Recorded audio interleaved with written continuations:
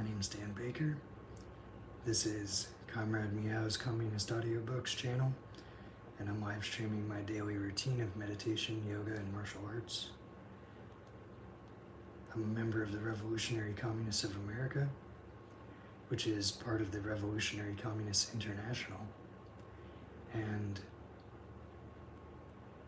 please like, share, and subscribe while we listen to some of our material and podcasts while we train. Today's going to be a longer version. I have the space heater in here going. I'm trying to sweat and get more flexible. So we're going to do the Ashtanga primary series with a space heater set at 95 degrees and the air conditioning is off. Then we're going to do the martial arts workout afterwards.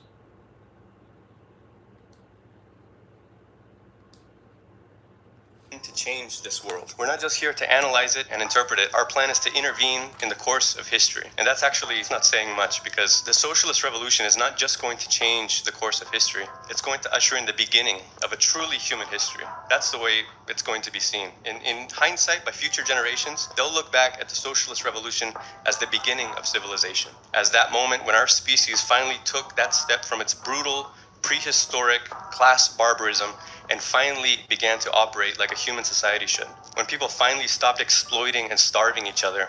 When people stopped being forced to live their lives to enrich somebody else and began living life for the sake of enjoying being alive. When people started pursuing learning, improvement, finding challenges, reaching new heights. In that sense, what is communism? For us in this room, we can answer that. It's what we're going to achieve. Communism is our future.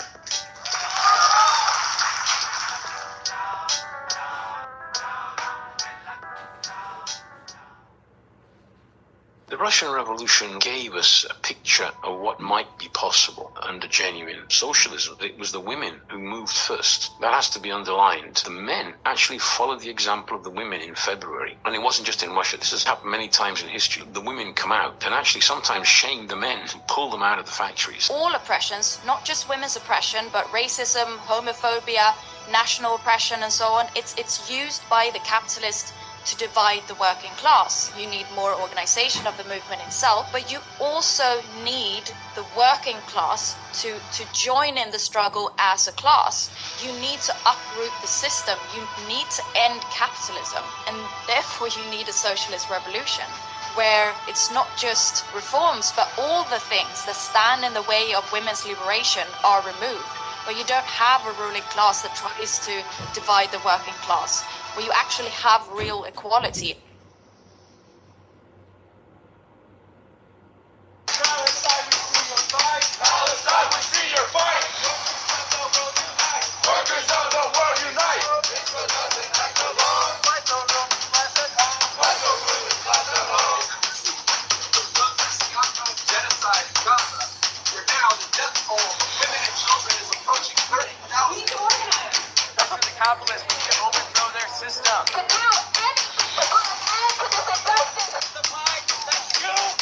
México, tenemos secciones en México. No way out, this is good work for that.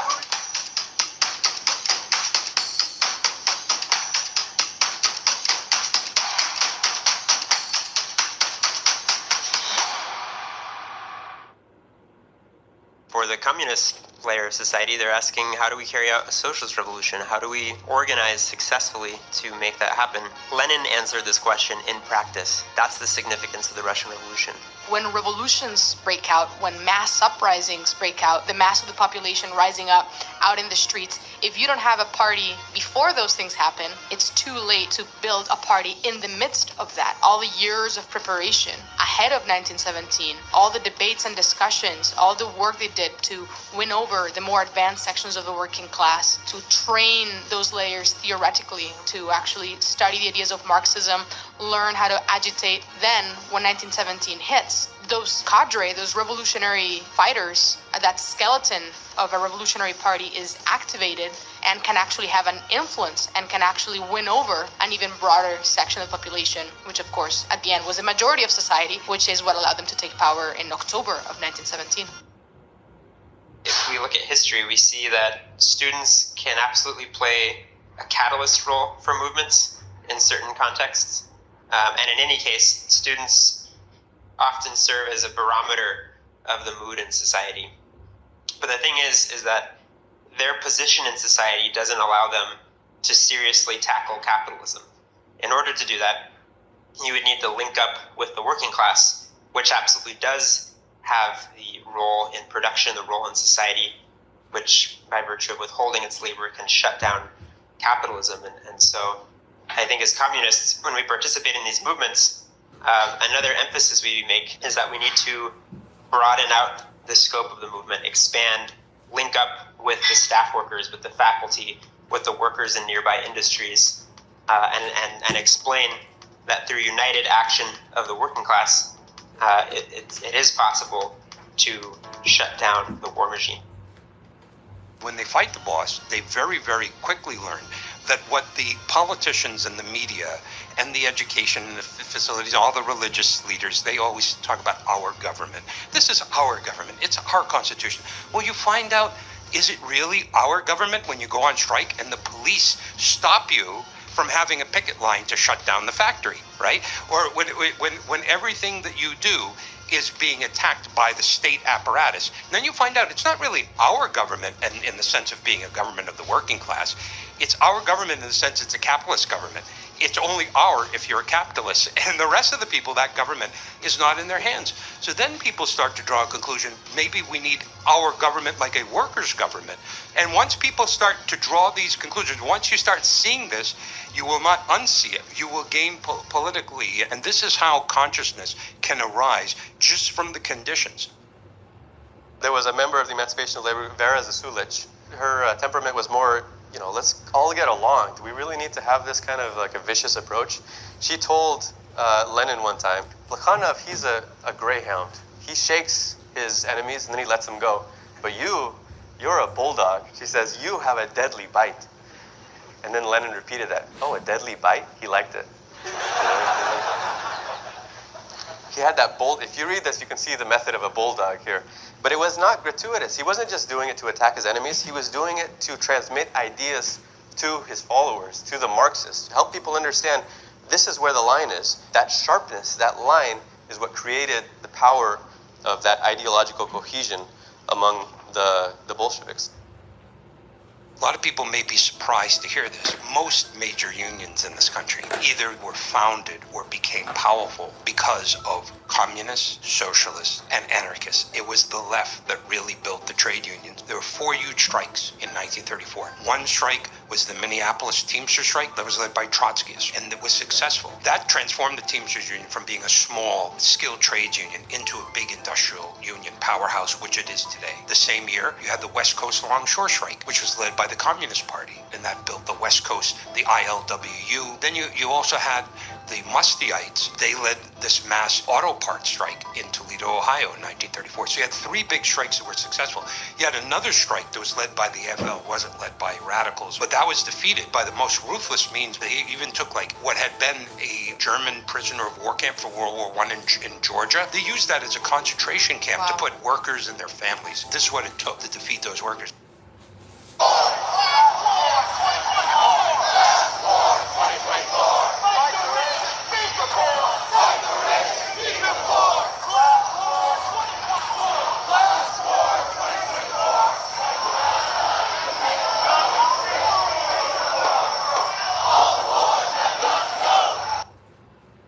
We have to be able to explain how the capitalist mode of production, it's long past its sell-by date, and the nation state and the market economy are the main barriers to further human progress. These have to be replaced by an international planned economy that can harness our species and our planet's full potential.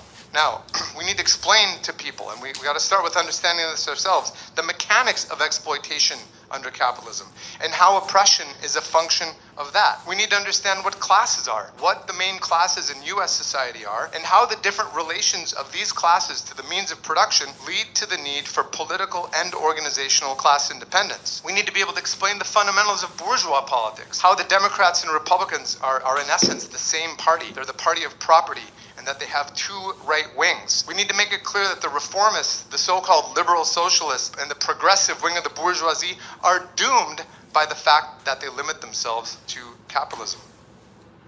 When an employer hires a worker on the clock, receiving a wage and with their labor producing whatever the commodity is that the bosses are going to sell. The difference between the wage the worker receives and the value the worker produces is the source of profits. That's surplus value. That's the only interest that an employer has for hiring labor. And that's something that all of us produce when we go to work for our employers. And so that's the basic component of capitalism.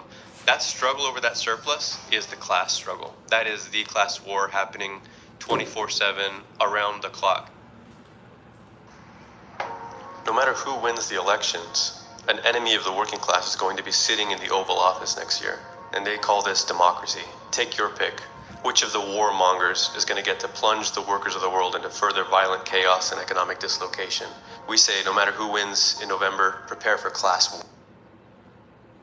When they talk about, say, Hamas shooting a rocket into Israel, they talk about murder and their horrible terrorism and barbaric reaction. But when they talk about the Israeli pager explosions, which was a carefully planned terrorist attack on Lebanese people, the New York Times described it as an audacious attack. It reeks of hypocrisy. When Israel fires a rocket into Lebanon or into Gaza, they don't say Israel killed or Israel murdered. They say someone has been killed by a rocket. 30 children have been killed by a rocket. They don't say the Israeli state has carried out a murderous bombing campaign, right? So even in subtle ways, the way they describe things, they massage the rhetoric that they use to basically try to skew public opinion. As we've seen, of course, it doesn't always work. And actually, there's been a shift in the public mood, in the consciousness in terms of support for the Palestinian cause, especially among the youth, as we saw with the example of the Palestine movement last year, and especially the encampments. 41% of people under 30 think that the CEO killing was acceptable or somewhat acceptable. But the two parties in America and the mass media are completely out of touch with this mood. Both Tim Walz and Donald Trump had similar statements after the killing, basically saying that it was a terrible tragedy and they don't understand why somebody would do it. And publications like the New York Times have completely lost the plot when it comes to this event. That's why we have our own party and a paper. If you agree with those 41% of people under 30, you should definitely get a copy of the paper. It's very easy to get to your email or your physical mailbox, or you can subscribe. Better yet, you could just join the party. Speak to one of our members near you. A bomb immobilized the carriage of the most powerful man in Russia on March 13, 1881. After surveying the damage outside, Tsar Alexander II said, "Thank God I'm untouched." But as another package landed at his feet, someone nearby shouted, "It is too early to thank God." Here's how the Russian Revolution happened. The revolution was not won with an assassination. The end of Tsar Alexander II only prepared the way for Alexander III, who punished terrorists and reformers alike with brutal repression. The organization responsible for the attack, Narodnaya Volia, had inspired many young people who wanted an end to the autocracy of the Tsars. One young man named Sasha Ulyanov was inspired to take care of the former Tsar's son and replacement, also with a bomb.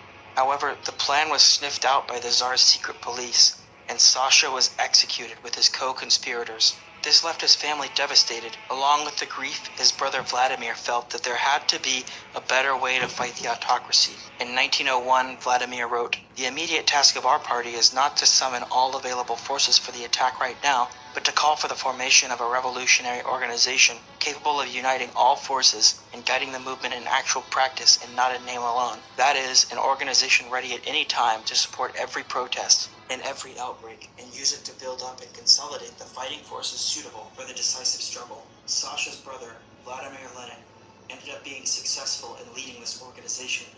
The Bolsheviks. This was a tight-knit, military-like group of theoretically sound, professional revolutionaries who were the leadership that pushed the 1917 revolution to success. As Trotsky put it, the greatest revolution in all history was not led by the party which started out with bombs, but by the party which started out with dialectic materialism.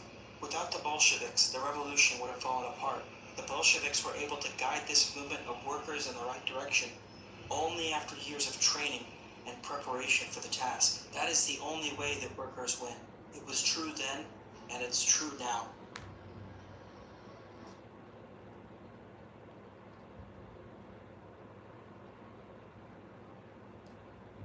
It's been another long week in politics. Over the weekend, millions of people throughout Europe came out in solidarity with Gaza. Spearheading this movement was the Italian working class, which staged a powerful general strike, followed by millions taking to the streets. Meanwhile, another government in France has collapsed only hours after being formed. And we'll be talking about all of these on today's show, but first we'll start with the breaking news of a ceasefire agreement having been reached between the United States, Israel, and Hamas, an agreement that's supposed to be followed by a more comprehensive peace agreement. Now, the first question we have to ask in this situation is this: who benefits from this peace, and will it last? My name is Hamid Alizadeh. I'm here today with Fred Weston, and this is Against the Stream. Now, Fred, there's this agreement. It's not clear, the details of it are not clear as of the time of this particular recording. But what we know so far is this, that an agreement has been reached for a ceasefire. This is not the full agreement that Trump presented, the 20-point agreement, but it involves an immediate ceasefire as soon as the agreement has been signed, followed by the release of the Hamas-held Israeli hostages and their bodies, as well as the release of 250 lifetime prisoners, Palestinian lifetime prisoners in Israel, and 1,700 prisoners who've been jailed since the war started.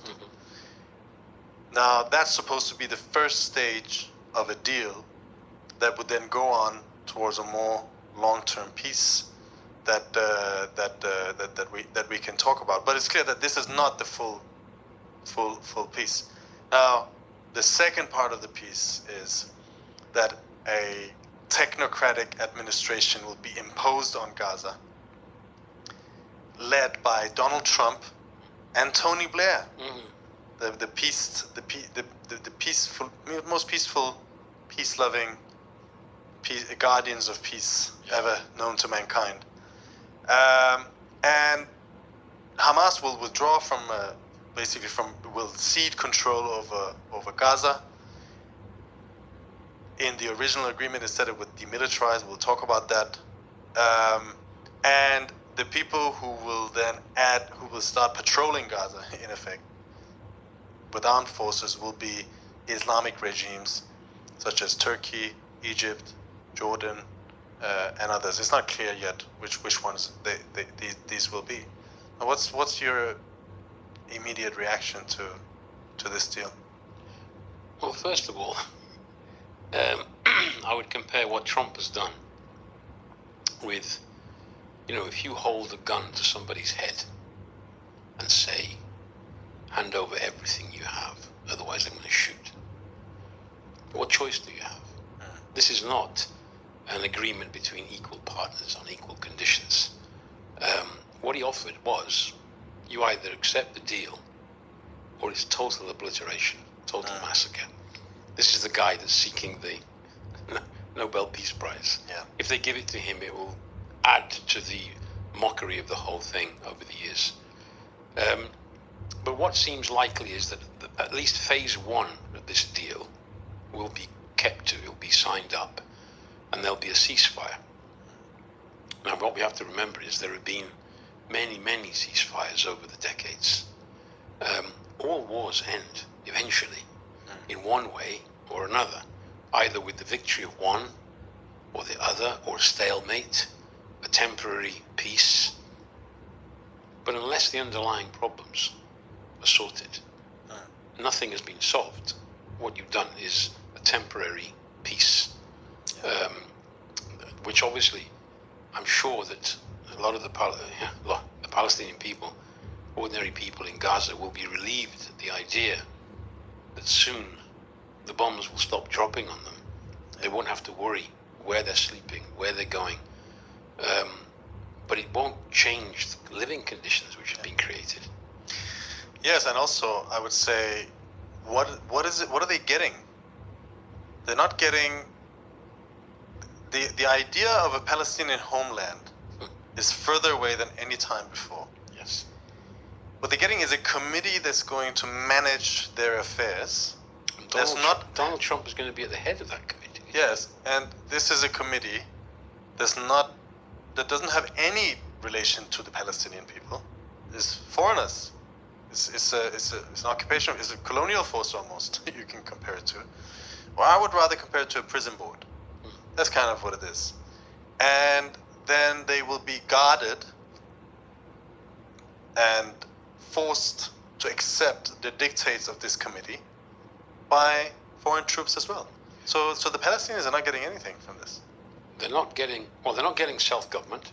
No. They're not getting a Palestinian state. In actual fact, Gaza and the West Bank have been separated for a long time. And Netanyahu always worked to keep it like that, because anything that got close to looking like a territory that could be given to the Palestinians to govern themselves had to be avoided.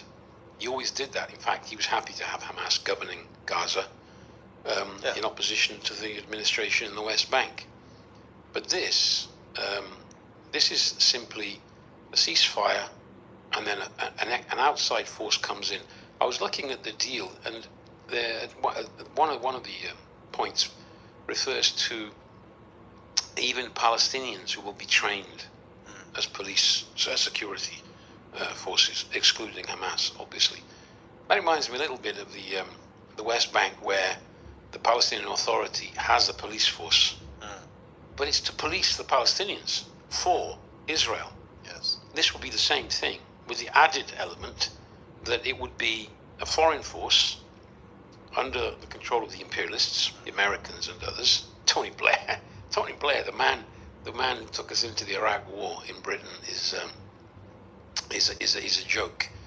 But he's probably going to be doing good business, that guy. But it's going to be a people who will be governed by others, not by themselves. This is not giving the Palestinians what they desire. All they're doing is a temporary respite. That's what's happening. Yeah, and then you have the Palestinians. I mean, the state of the condition of the Palestinian, the Gazan population. Officially, 67,000 people killed. Mm-hmm. I'm sure the figure is much higher than that. There's a lot more. 160,000 people injured. That's 10% of the population. More than 10% of the population. In reality, it's a lot more. What that doesn't include is people who have died as a consequence of the war.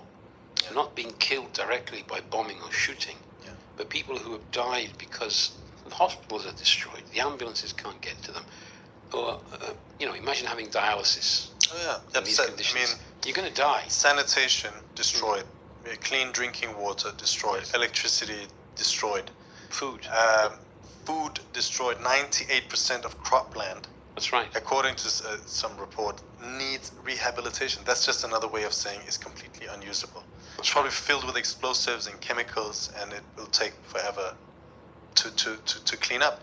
90% of schools have been destroyed. All universities have been destroyed. Hospitals, doctors' clinics.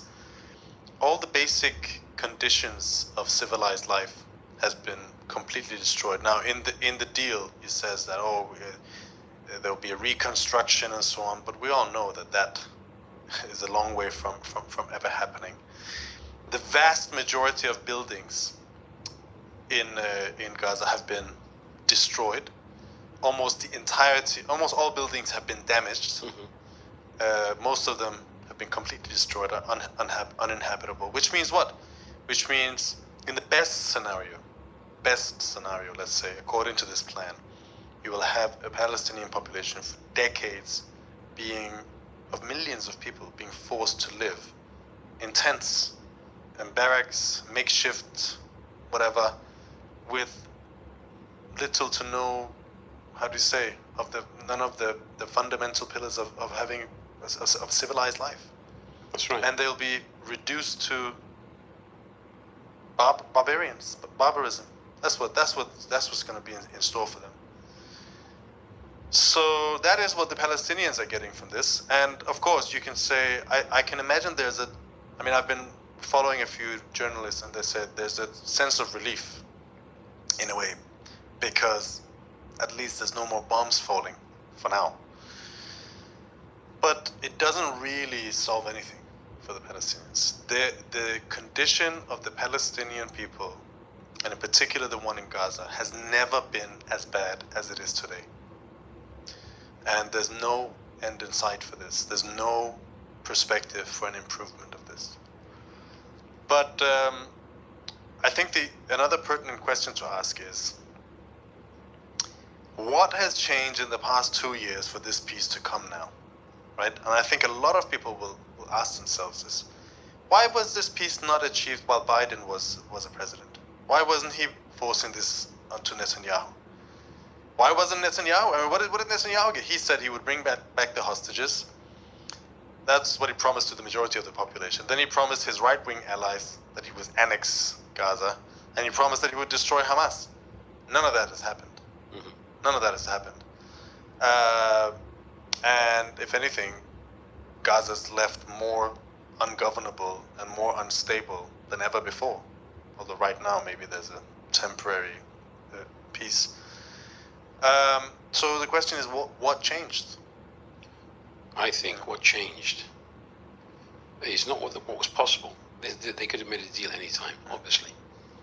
What has changed is Israel has pushed the world situation to the limit. I remember when I was looking into this, when I wrote some articles at the beginning of this conflict, one thing that struck me was this idea that the Israeli regime, historically, has always, whenever it's entered a war, this is not the first time we've had Gaza bombed, it's not the first time we've had a war, there have been many. And over history, if you look at it, the Israeli regime has used wars as a means of expanding its control. The big one was 1967, when they expelled 400,000 Palestinians from the West Bank and started the process of colonization. And you can see amongst themselves, they clearly, the Zionists, know that we want all of Palestine. That's the aim. This ridiculous idea that God gave it to us, so it belongs to us. But they also understood there's a limit beyond which you can't push what the Western powers can tolerate at home. And they always said, you push it to the limit. Once that limit is broken, you got to step back, consolidate what you've achieved, and wait for the next opportunity. Yeah. That's what they've done throughout history. What has happened here is because of the dramatic events of the 7th of October, which in effect gave Netanyahu internally inside Israel the excuse to go on a massive bombing campaign and destruction of Gaza, raising it as a threat to Israel, etc. And the West all came out, if you remember, the right of Israel to defend itself. Well, that has worn down over time. The masses of ordinary working people across Europe and across the world have been seeing the scenes of children being shot in the neck, starving babies, the whole place bombed to bits, all the killings, etc. It has reached the point where the ordinary decent working class, working people, couldn't take it anymore. And it was reaching the limit. And yet the governments of Western Europe continued with this idea, the right to defend itself, the right to defend itself. And people start saying, what do you mean, the right to defend themselves? Tens of thousands of Palestinians have been killed. The proportion, it's so disproportionate. And the right of the Palestinians basically became a focal point for ordinary work across the world. And the governments have started to feel that pressure. In turn, even that symbolic recognition of the Palestinian state, which we know that the material basis for it doesn't exist, but it was an attempt to say to Netanyahu, hey, please put an end, pull back. We can't take the pressure that's building up at home. That's what's changed. And the limit was reached, and we started to see these huge mobilizations, which are actually beginning to affect the politics in these countries.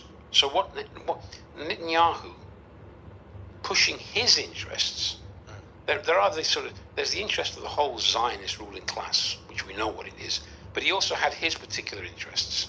You know, we all know he's facing court trials, all the rest of it. and he needed to keep the war going.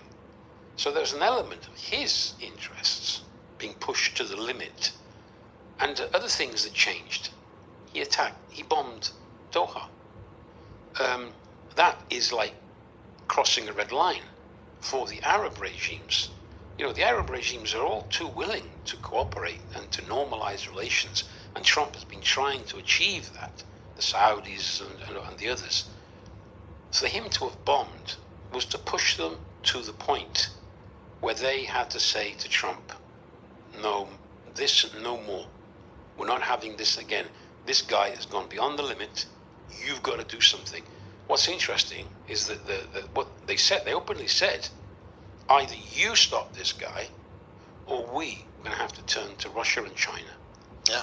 Now, that shows you how Netanyahu has pushed it to the absolute limit, i.e., in effect, he was starting to threaten the interests of US imperialism, i.e., by putting pressure on these Arab regimes, because you might imagine that the people in the Arab regimes watching their governments cooperating all the time, collaborating, and then this happens. Now, for Trump, I think that was an alarm bell for him too. It's like, here he is. Here's the guy who's trying to reestablish the influence and the power of the US, which has been in relative decline, and a key region like the Middle East. He starts to see the regimes which he wants on board as allies, starting to use this language because of Netanyahu. Trump stepped in and he said to Netanyahu, so far and no further. And he's even given military guarantees to Qatar now, reciprocal deals, that if they get attacked, that's sending a message to Netanyahu, don't you dare do that again, because it's upsetting my interest in the region. It's like the big bully telling the little bully, listen, you're going a bit too far. We got common interests here, but you are threatening our interests. You've got to step back. Yeah. That's what Trump has done with Netanyahu. That is. I think that sums it up very well. It's got nothing to do with peace. But I mean, Donald Trump does want the Nobel Peace Prize. He wants a lot of things. He's very intent on that. He is a narcissist, but it's not about peace. It's about their fundamental interests, as you said. They've been politically undermined. In the U.S., there was massive support for Israel over the years. This all evaporated. Yeah. In the MAGA movement itself, is a violent reaction against Israel and against Trump's association with Netanyahu. By the way, also against his attacks on Iran and so on. So he's beginning to feel it in the U.S. And then this Doha bombing pushes the Gulf regimes towards China. So it's the interest of the ruling classes coming into conflict. I wanted to say that he's an able maneuverer, Netanyahu. Yeah. And he thought that with this Qatar thing, Yeah. he was carrying out a clever maneuver. Yeah. But what we say, clever maneuverers eventually run out of maneuvers. Yeah. And this is what has happened. Yeah. He's played his cards, and he's now like standing there. Where do I go Well, next? we'll see. There's huge support for this deal now. There's enormous public opinion everywhere, including in Israel, where Netanyahu is incredibly unpopular. Vast majority of Israelis want Netanyahu to go. That's one of the reasons why he doesn't want to stop these wars, because as long as he's in government, first, he'll maintain power, which is absolutely important for him. Secondly, he'll stay out of jail, although now they try to fix deals to pardon him and all of these things. But for Netanyahu, this is not a victory. And by the way, personally, I still I want to see what happens, because this guy has got many tricks up in his sleeves, but he's been put in his place clearly by Trump. And obviously that raises a question as to why couldn't the liberals do it? Because Netanyahu wasn't imposing on their interests as much. That was essentially why. But for Netanyahu, this is a setback. This is a defeat, essentially. And for Israel, we're not saying this is a victory for the Palestinians and the Palestinian cause, but it is a defeat for Israel in that it didn't achieve any of its war aims. And it was forced to climb down, right? For many different reasons. The Arab regimes, as you said, they would love to have collaboration with Israel. But as long as this was going on, it was destabilizing the regimes in Jordan, Saudi Arabia, in Egypt. Masses of people there, working class, poor people, in support of the Palestinians, wanting their governments to do something. In Jordan, there was big movements for Jordan to enter the war against Israel. And then obviously when they attacked Doha, this pushed them towards the Chinese. So they put the screws on, and they want to end this so that they can get back to business, which is what they really want. Now, the last element here is Hamas, and I think that we talked about it this morning. Jorge was also co-host here on the show, made the point very correctly that there is probably a big mood for peace in Palestine. Well, we know that there is a big mood for a ceasefire, to end the bombing and so on. Of course. They want an end to this horrible state of things. But there must also be a questioning. What did we achieve? You did 7th of October, but what did you actually achieve? And I think that does put a pressure on Hamas and on them having to do something, in essence. But what will they gain out of this deal? That's the question. I think that's the last question we'll deal with here. Is the deal requires for them to demilitarize, which means like giving up all of their weapons. But that means committing suicide. That essentially means we're going to surrender, and we're going to assume that Israel is going to stick to its words, because Israelis are such honest and trustworthy people. Sorry, not Israelis, the Israeli government, Israeli regime. We're going to take their word that we're going to give up all our weapons, we're going to give up all our hostages, all of our leverage, and then they're just going to accept a peace with us. Obviously, that's not going to happen. So I think there is a conflict inside of Hamas. A lot of people, in particular on the ground, saying we can't accept this deal. This is a complete surrender. But what do you think? Where do you think this is going to end for Hamas? Well, I'm not in Gaza. I'm not on the ground. I have read some reports that show that the leadership of Hamas in exile is the most open to a deal. The historical commanders that have survived internally also seem to be inclined that way.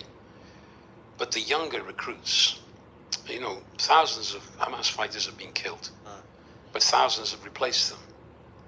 So there is going to be a layer there that feels very resentful after all this destruction. And the whole struggle of the Palestinian people, what is it for? To achieve statehood. They are a people without a state, without a place they can call their homeland, without the rights of genuine citizenship in this part of the world. That desire is never going to go away until it's actually achieved. Until the Palestinians achieve a homeland or a country where they can say, we are full citizens with full democratic rights in our historical homeland. Until they achieve that, this is going to be a festering wound in the Middle East. Trump is not going to solve the underlying problems that led to this. No, he can make a deal, he can promise reconstruction, which would take decades. The lives of these people have been dramatically changed. I was looking at 93% have been displaced. A home for a Palestinian today is a decent tent and a plot of land where you can keep it and not have to keep moving it, because that's what's been happening. They've been moving up and down, left and right, to the sea, away from the sea, to the north, back south. A people that's been displaced under constant bombing. It's absolute hell on earth what has been created for the Palestinians. Obviously they want that to end. But once that has ended, the desire of this people to have their rights recognized is not going to go away. The struggle will continue. It has continued for decades. They suffered the Nakba. They suffered the 67 war and the expulsion of hundreds of thousands of Palestinians. They were given this apparent semblance of self-administration in the Palestinian Authority, which was an absolute shambles, and it was false from beginning to end. And see how that has ended. So whatever they achieve now is not going to be a solution to the underlying problem. It will keep coming back so long as imperialism has its interests, so long as the Zionist ruling class has its interests and are in place, so long as Arab regimes like the one in Qatar, like the one in Saudi Arabia, so long as these people remain in power, the Palestinians will actually be a nuisance for them. They want to normalize things. They can't normalize too far because their own people would rebel against them, because they recognize the Palestinians as brothers and sisters who have their rights, and you're doing nothing for them. And it would actually, in the coming period, connect with the actual growing internal problems in all these countries, the economic, social problems, which are creating ferment and an explosive situation. So it's all connecting up. The problem's not going to go away. And phase 1 is being signed. Nobody can guarantee whether 2 and 3 will actually be carried out. Yeah, I mean, you can get rid of Hamas, but we said from the beginning that Hamas is not an organization as such. It's an idea. It's a reflection of the movement against oppression.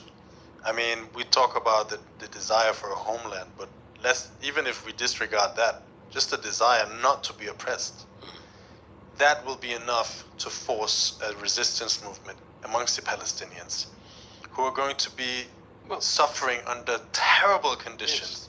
As you say, guarded by Arab troops. Just one little point, when you were saying that, the old leadership of the Palestinians, PLO, Fatah, etc., they eventually agreed to the Oslo Accords and the Palestinian Authority. They agreed to become the police force for the Israelis of the Palestinians. In the process, they've been exposed. In Gaza, Hamas took over as a consequence of that. Exactly. And in the West Bank, they're discredited. Precisely. Now, Hamas, we'll see how it goes. I mean, they're obviously in big difficulties. If they accept concessions, which means de facto giving up on the struggle, just as the Palestinian Authority conceded influence to Hamas, Hamas can concede influence to somebody else, can appear on the scene. Somebody who will say, we are continuing the struggle of the Palestinians in one way or another. That will keep coming back. Exactly. I think that's a good point to end it here. This is obviously a topic that we have and will continue to follow. Now, we've had an incredibly explosive almost situation in Europe over the past weekend. We had a national student strike in Spain, 2 million people on the streets. There's been another partial general strike called on the 15th, all in support for Gaza, by the way. In the Netherlands, 250,000 people on the streets, which is big for the Netherlands. It's a big shift in public opinion. Huge protests all over Europe, Belgium, Germany, Ireland, Portugal, Switzerland, and many other places. The head of this, you could say, was in Italy, where you saw a thunderclap, I would almost say, of the Italian working class coming onto the scene. This was an unprecedented event. We've seen a series of movements. We followed it over the past month or so in solidarity with Gaza, semi-general strikes and so on.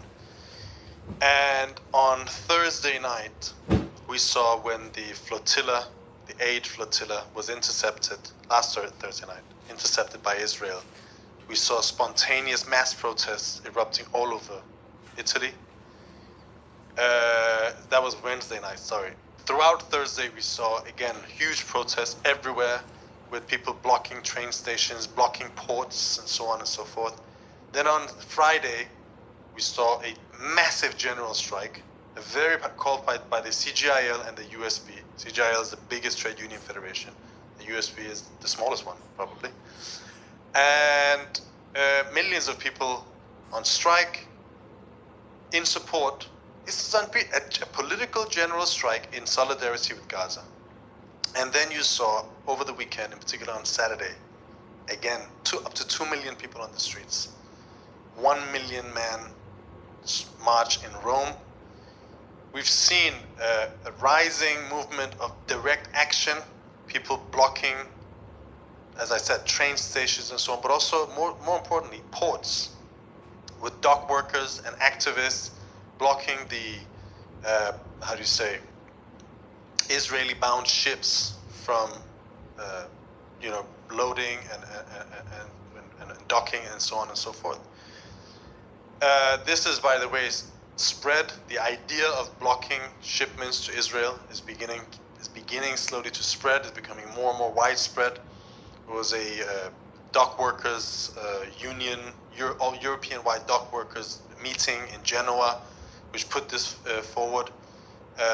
Nicholas, another co-host here, was saying yesterday that in Sweden, actually, some of the dock workers have been doing this already for a year. So this is gaining ground, and it has completely changed everything. But this is not just in relation to Gaza. This is a broader thing, and there's a change of mood, isn't there? Yes.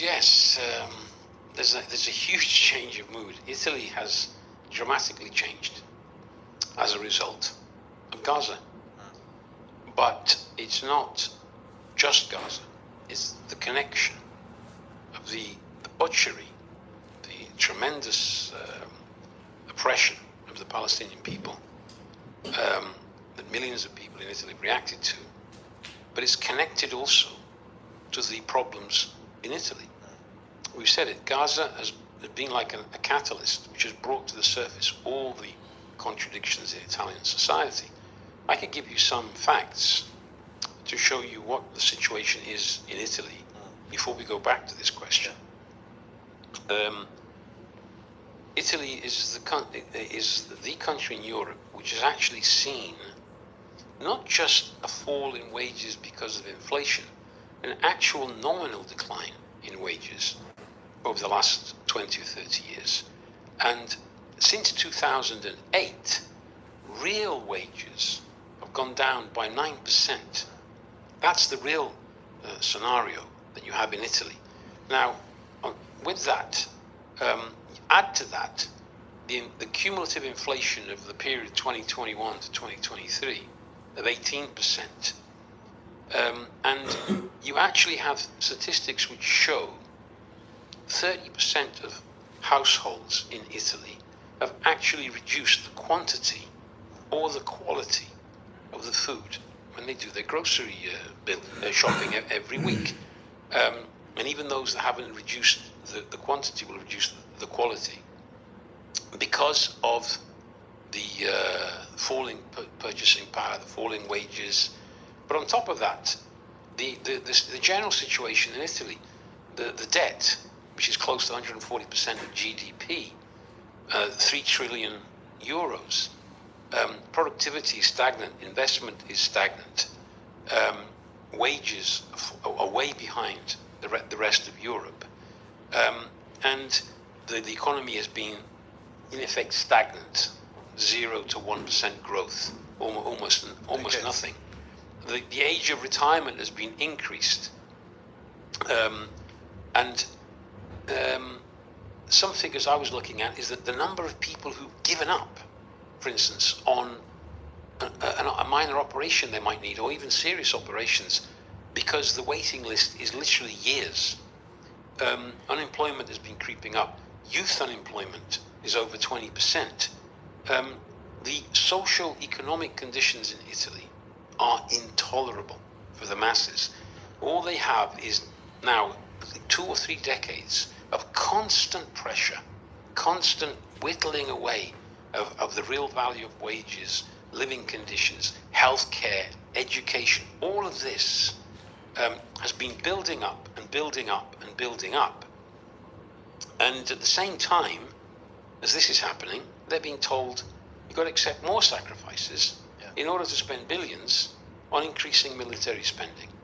In effect, permanent austerity, no future, no prospect of any improvement for the forthcoming future, and especially the youth can see that.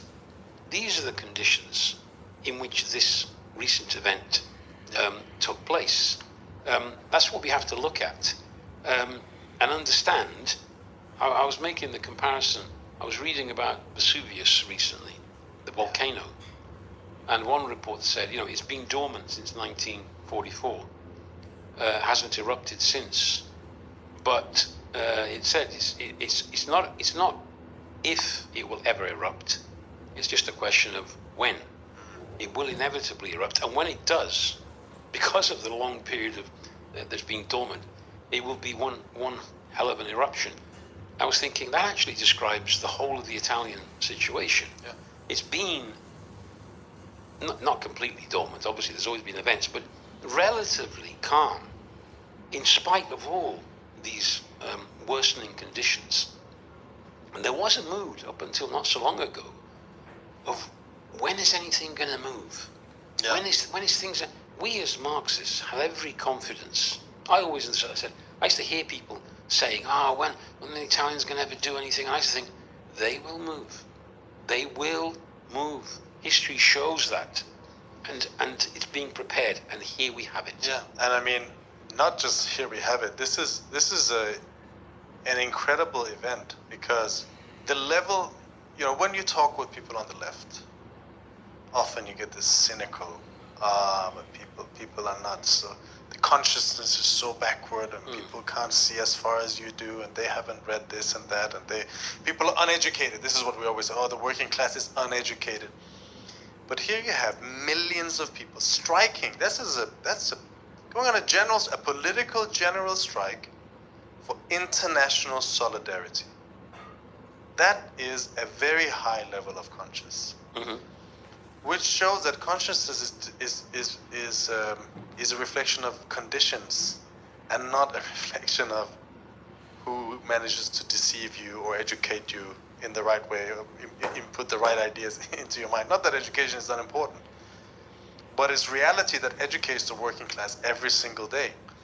I remember when I was a kid, when I was a young teenager, still young, people would say, you can have a revolution, but not an international one, right? Now here we have a situation, first of all, this is happening in a context where there's mass revolutionary movements and very big movements all over the world at the moment. Indonesia, Morocco, Madagascar, Philippines, now Italy, Spain, and so on.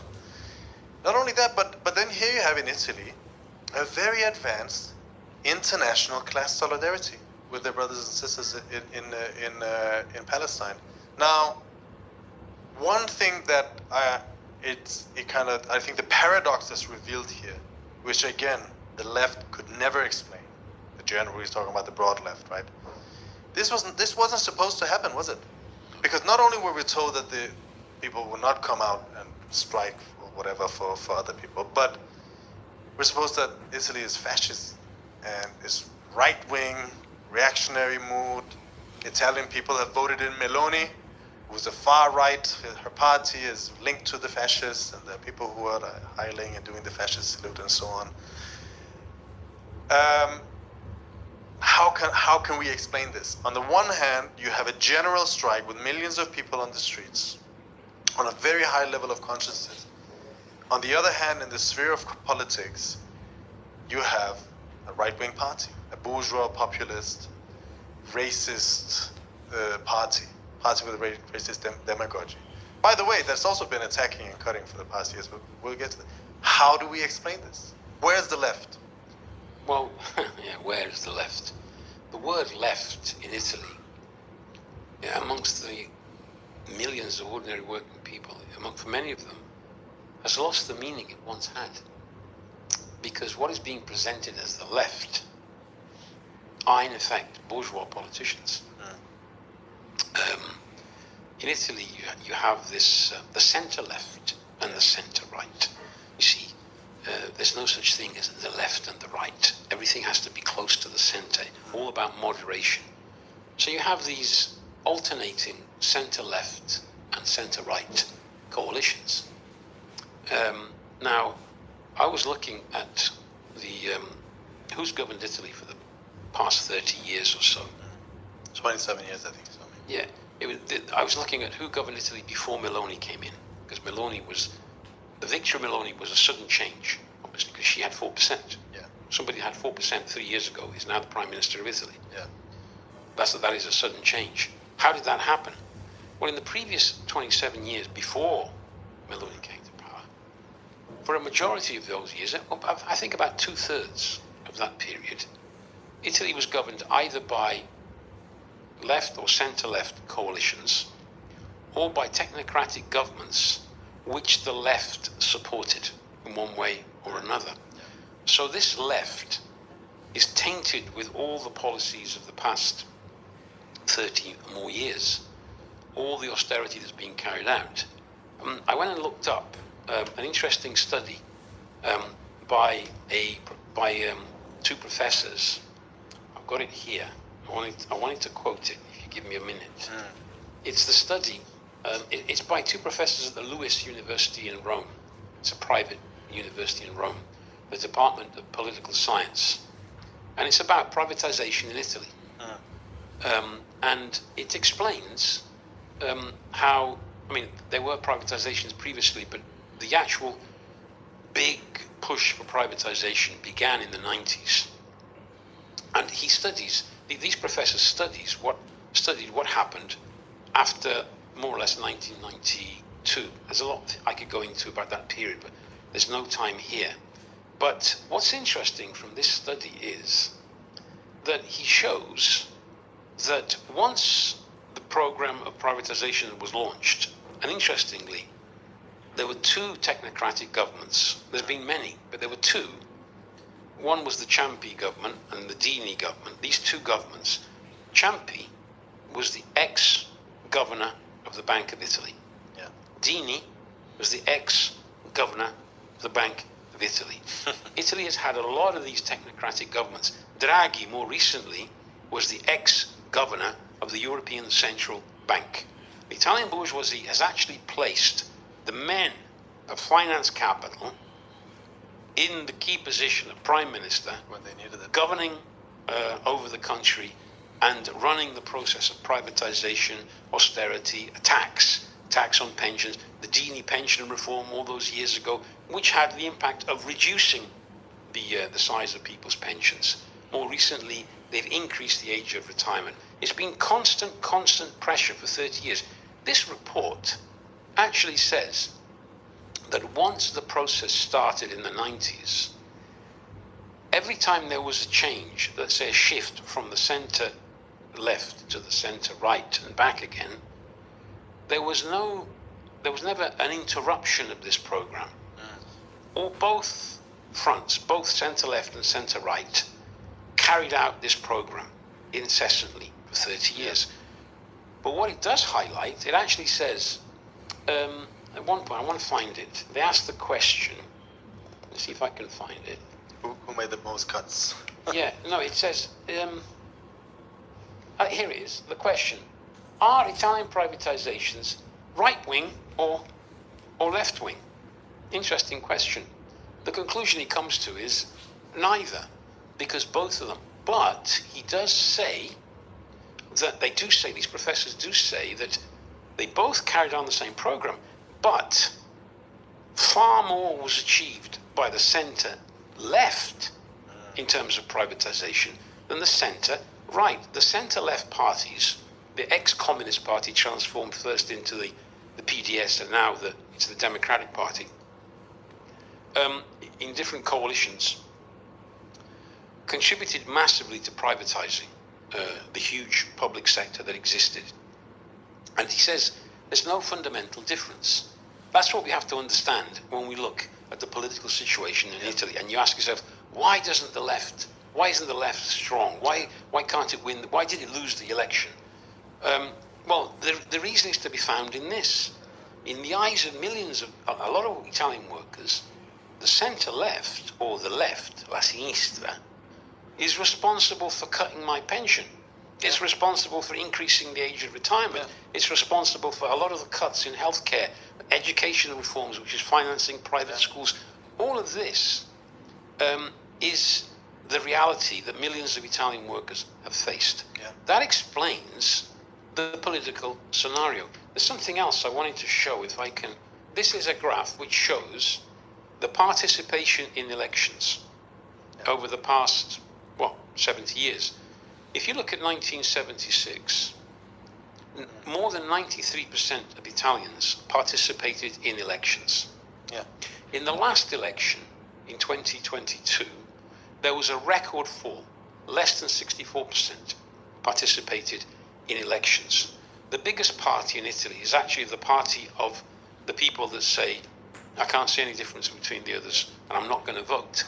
Now, we've said this before, that means that in effect, both centre-left and centre-right, in these conditions, when they win the elections with the support of a minority of the population. Yeah. No government can claim to actually represent the Italian people. Yeah.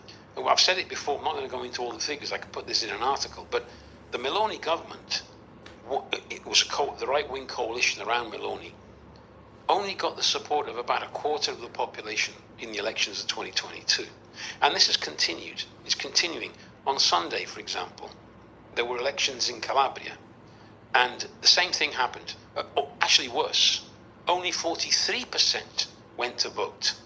The right wing are happy. Meloni, yes, the people support us, they're all happy, because they won, I think, 57%. Yeah. But of 43, it's more or less 1/4 of the electorate that backs them directly, right? That means the overwhelming majority do not feel represented by these governments. And the reason for that is the alienation of millions of workers and youth in Italy from the political establishment. I was looking at one figure that showed that trust in the political parties is below 20%. In fact, it's 19%, and trust in parliament is at 31%. That's right. And I think this is the thing, when people say, "Oh, why do people vote for Meloni? There's this kind of cynical, dismissive, people are just stupid, they're idiots, they vote for Meloni." Well, Meloni, when she was elected, was led the only party that had not participated in all of these vicious attacks. Some people call her far right. What is more far right about her than there was about all of these things? When we talk about cuts to healthcare, when we talk about cuts deep, the cost of living crisis, isn't that taking people's lives away? Isn't that causing them to die earlier? I mean, we've seen that. There's been a pressure on life expectancy amongst working class and poor people all over the West. And Italy is no exception on this. I've spoken to some people on the left in Italy, the so-called left. Yeah. People who sort of will vote for the Democratic Party or even members of it. And they treat the population as if it's the people that are stupid. Yeah. How can they keep voting this way? How can they vote? And they're even saying they're voting for the far right. This is not the far right.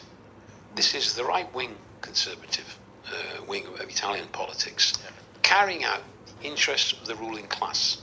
Yeah. As I said before, when the centre-left were in, they were carrying out the interests of the same class. Yeah. In the eyes of millions of people, you can't go to millions of Italian workers and say, you've got to vote for me, the centre-left, because otherwise the right wing will come in. That's the argument. That's what they've done for years. So basically, you've got to vote in favour of increasing your age of retirement, cutting pensions, cutting wages, massive cuts to healthcare, huge queues, years to wait for an operation. Education. If you're young, no future, no jobs prospects. No, this is what I'm offering you, but you've got to keep voting for me because I stopped the right. Well, it doesn't work. Yeah. And Meloni comes in and promises, obviously, to sort things out. And because she's not being tested, that was before 2022. I mean, she was a junior minister in previous governments, but her party was in opposition when Draghi was governing, and she benefited from the disillusionment with that government, and was able to win. Now, should we be blaming the people for not understanding, or should we be saying to these so-called left leaders, shouldn't you be looking at your program, your policies, and the way you've behaved over the last 30 years? You can't, there's that old saying, if you don't like if the government doesn't like the people, it can replace the people. It doesn't work like that. What's happening is there's a huge a separation from the mass of ordinary people and the political establishment. And I will say one thing. For all of those who say, oh no, we can't be too radical because the working class doesn't want to look at the workers, they just want to vote for a racist. These are the arguments we hear. Well, actually what happened here, what happened in Italy here was you have on the ground a huge seething anger amongst the working class that's not being reflected. It's finding a small distorted reflection in when Meloni was elected. Now her popularity is tanking as well. By the way, this is the future of America. This is the future of Trump and all Trump's of going these to face people, this right? at some point. But this anger is not getting an outlet. The old parties, the old so-called traditional leaders are playing the same games again and again, which is why when you have a local election the day after these million-man marches, there's no change because people don't see an alternative in the traditional established working class leaders of the working class. Now, Yeah. but there's one thing, which is you've had in this situation you have a small trade union federation, which was for years on the far kind of a very obscure fringe of the, although they do have a couple of 100,000 members, but it's a very small federation who came out for whatever reason and put forward the radical demand of a general strike, right? And they carried it out, and they had a huge response, and they tapped into this mood, which was spreading at that time from France to Italy. They were the block everything movement in France. Then it started moving to Italy. They tapped into that, and this put the head of the CGIL, the main trade union federation, on the spot. They needed to react, so they called for a general strike. This general strike was called by this tiny union of 250,000 people. The CGIL has 5.1 million members, although half of those are pensioners, but still 2.5 million workers. And they had to come out, and they actually spoke. They attacked left. They spoke with the left rhetoric, and they were attacked by their government. And they stood up and they had to defend this. By the way, these are people who haven't done anything for years, right? We're not just making this up. For years they've been playing along with this whole charade that you talked about. But as soon as they opened their mouths, they had this huge echo, which just gives you, this is, by the way, only a glimpse of the enormous pressures that exist in Italian society. This is just the first. If they had continued this, if there was a sustained campaign to build on this movement, towards a general strike to overthrow the movement, connecting this with questions of austerity and living standards, nationalizing everything that's been privatized, nationalizing the commanding heights of the economy, if this was connected to a strong working class program, this would have been the start of a revolutionary movement. Yes. Which is the mood that exists latently everywhere, but which is not being reflected by the traditional leaders. And obviously then it finds distorted ways of expressing itself. Meloni was one of them. But as you said, Meloni has now been tested for 3 years, and she's not delivered. We don't know what's going to happen. There might be, you say there might be a new coalition of 5 Star and the PD and so on. We don't know what's going to happen. But the idea that you can just deceive people into voting for you, there's a limit to that. Yeah, you can deceive people. When there's no clear alternative, you can come out with lies and say it's all the fault of the immigrants and this and that. But sooner or later, if you can't feed people, if the bread that people are relying on gets less and less and less, they will react. And this is what we see in Italy.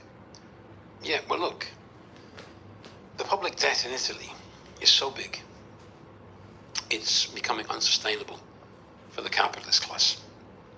3 trillion euros and something like close to 140% of GDP. And it keeps going up. Paradoxically, 30 years of privatizations, if you read those professors, who are bourgeois, by the way, they list how much they got for this and how much they got for that by selling it. They sold all the, as you say, the crown jewels, the family jewelry, and they still are in debt. And the debt has actually increased in spite of all of that, because there is the massive interest to pay on it. But you see, whoever comes to the government in a country like Italy is then presented with the figures by the serious bourgeois, and they say, this is the debt. This is the situation we're in. This is the international scenario. You must cut. Do what you can. You got to cut. The centre-left did that.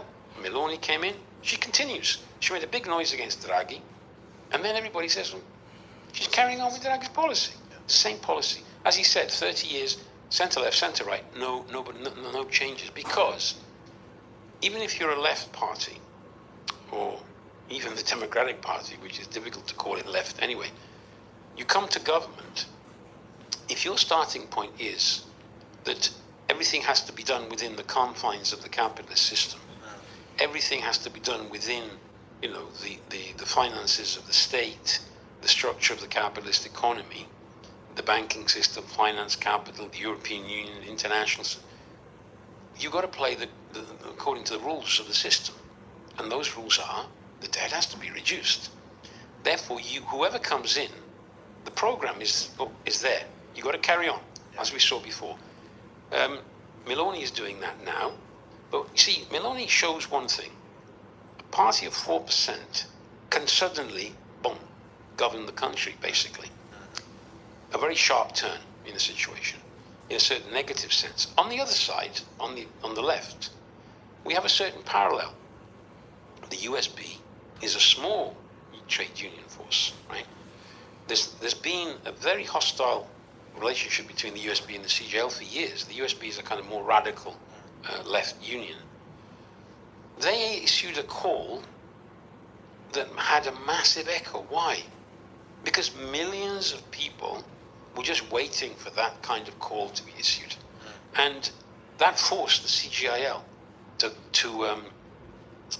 shift its ground, join a strike with the USB, which is unprecedented. But what I'd like to add to this is, once the CGIL called the strike, you see the power of the old organizations in terms of support. Millions of people joined. Now, what you were saying before about, when we talk about the prospects of socialism and international socialism and world revolution, for years, it could seem that you were talking about, unrealistic, it's impractical, it's utopian, how can that be? Well, what's happened in Italy is a consequence of the events in Gaza. Yeah. Two countries, very different, and yet connected. What has happened in Italy had an immediate impact on Spain. What's happening in Italy was also the effect of the situation in France. Historically, France and Italy have very often influenced each other politically. Even the working classes. May 68 had a huge impact on the Italian working class, and they had their hot autumn in 1969. Today, we're seeing how it's even more internationalized, the whole situation. What's happening in Italy is being observed by workers and youth around the world. The potential for a repeat to this kind of movement is there. Why? Because the conditions I listed earlier on about Italy, we could sit down and discuss Spain, we could discuss France, we could discuss Germany, and you'd find the same kind of thing. Inflation, real wages down, cuts, healthcare system in decline, everything. The welfare system is being destroyed, the privatizations have taken place. Everybody's suffering the same conditions. Therefore, a spark can ignite a fire in a situation like this. Yeah. I think that's a good ending to this this segment. There is one little thing I wanted to add, if I can, which is I just wanted to show you how sometimes the intelligent bourgeois reach the same conclusions as the Marxists. Oh, yes. But from a different class point of view. What for us is a positive development, for them is a negative development, but they see the same phenomenon. I've got here a quote from a paper. It's called Il Foglio. It's a right-wing journal, and it was looking at this movement that we had in the last few days in Italy, the mass movement. It's interesting. They're looking at it, and this guy asks the question. He says, you could ask yourself, what more beautiful scenario than to see tens of thousands of young people coming onto the streets to put an end to a terrible war? This should be a marvelous thing. But he says, I'm going to explain to you why I don't think that's the case. And he actually points out that what's happened here is that the Gaza question and the Palestinian cause has been connected, he calls it, with all the social struggles in Italy are being connected up. And he talks about a new generation of young people, politicized.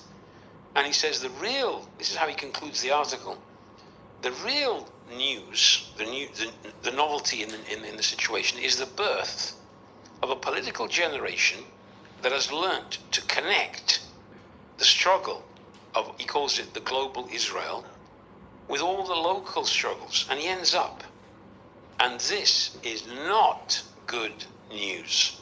This is a bourgeois saying, the youth, this new generation, becoming politicized and connecting up the international situation with all the problems at home in Italy into one is bad news. What it means is this: whatever happens in Palestine next, they make a deal, there might be a temporary pause, let's say, in the conflict. What has happened is, what has been brought to the surface is this generation, which has no future, and is becoming politicized. And what the movement in Italy has shown to the youth and to the workers is their own power. Yeah. That's the most important element we have to understand. You know, you can be an individual and think, oh, I'm angry, but I'm just in a minority. Nobody's interested, nobody cares. And yet, it's actually millions of people thinking like that. And what this happens is, this movement does, it brings it all out, and all these individuals suddenly look around and realize we're millions. Now that is a leap in consciousness, which means we can achieve our goals. We can fight. You can expect the next period to see greater instability and greater class conflict in Italy and in other countries. It makes me think of one of my favorite series, Succession. There's two billionaires talking with each other, and one of them says to the other, you know, in ancient Rome, they were considering giving all the slaves similar tunic. I said, but they decided not to do that because if they could see how many they were, they would rise up and overthrow them. And that is the question. That is the situation. We have on the one hand a tiny group of parasites ruling the destinies of billions of people, and on the other hand, billions of people who create all of the wealth in the world and make the society run, who are at their mercy. And if they only knew the power that they possess, they could change everything. Now, speaking of the parasitic clique at the top, France, where Italy is spearheading the class struggle in Europe at the moment, the French ruling class must be spearheading the meltdown of the ruling classes, because just the last brief segment, we've seen Sébastien Lecornu resign over the past week, the fourth prime minister in less than a year. He was the prime minister. His government existed for 800 and some minutes, as far as I understand, less than a day. And they are now trying to cobble together, as of the moment of this recording, they're trying to cobble together a government, a caretaker government, or some sort of a government, because they need to pass a budget by next week. Otherwise, last year's budget will just roll over, and the question of the debt, the question of the deficit will continue, will get even worse. France, like many other countries, is a similar situation than Italy. 3.5 trillion euros of debt, 115% of GDP. The yearly deficit is 6 to 7% now. Interest rates are going up. By the way, the fall of this government has pushed interest rates even further up, because who wants to buy French debt when they are looking at this shit show? And then you have the working class, which is similar to it's increasingly restive. We've had the Block Everything movement, started in France about a month ago. Hundreds of thousands of people, but a grassroots initiative, basically, not called by any traditional organization. We've dealt with this before. There's been a general strike, a day of action called by the unions. And what Le Cornu was faced with was a government that was a poison chalice. You know, no one wanted to be near it because everyone knew that it's not going to happen. They need to pass a budget which includes severe cuts, and no one wants to do that because everyone knows that elections are coming, and as soon as elections come, whoever voted for that budget is gonna lose, and so they can't agree. This is a situation. Here you have a situation where you have an economic crisis, is leading to increasing pressure from below, the working class beginning to move, the youth beginning to move, and that disrupting the working of the whole political system. Mm-hmm. What are your comments on this so far? Well, it's interesting. First of all, the slogan of the Italians, blocchiamo tutto, is a direct translation, bloccons tout. It came from the French. You see how they influence each other.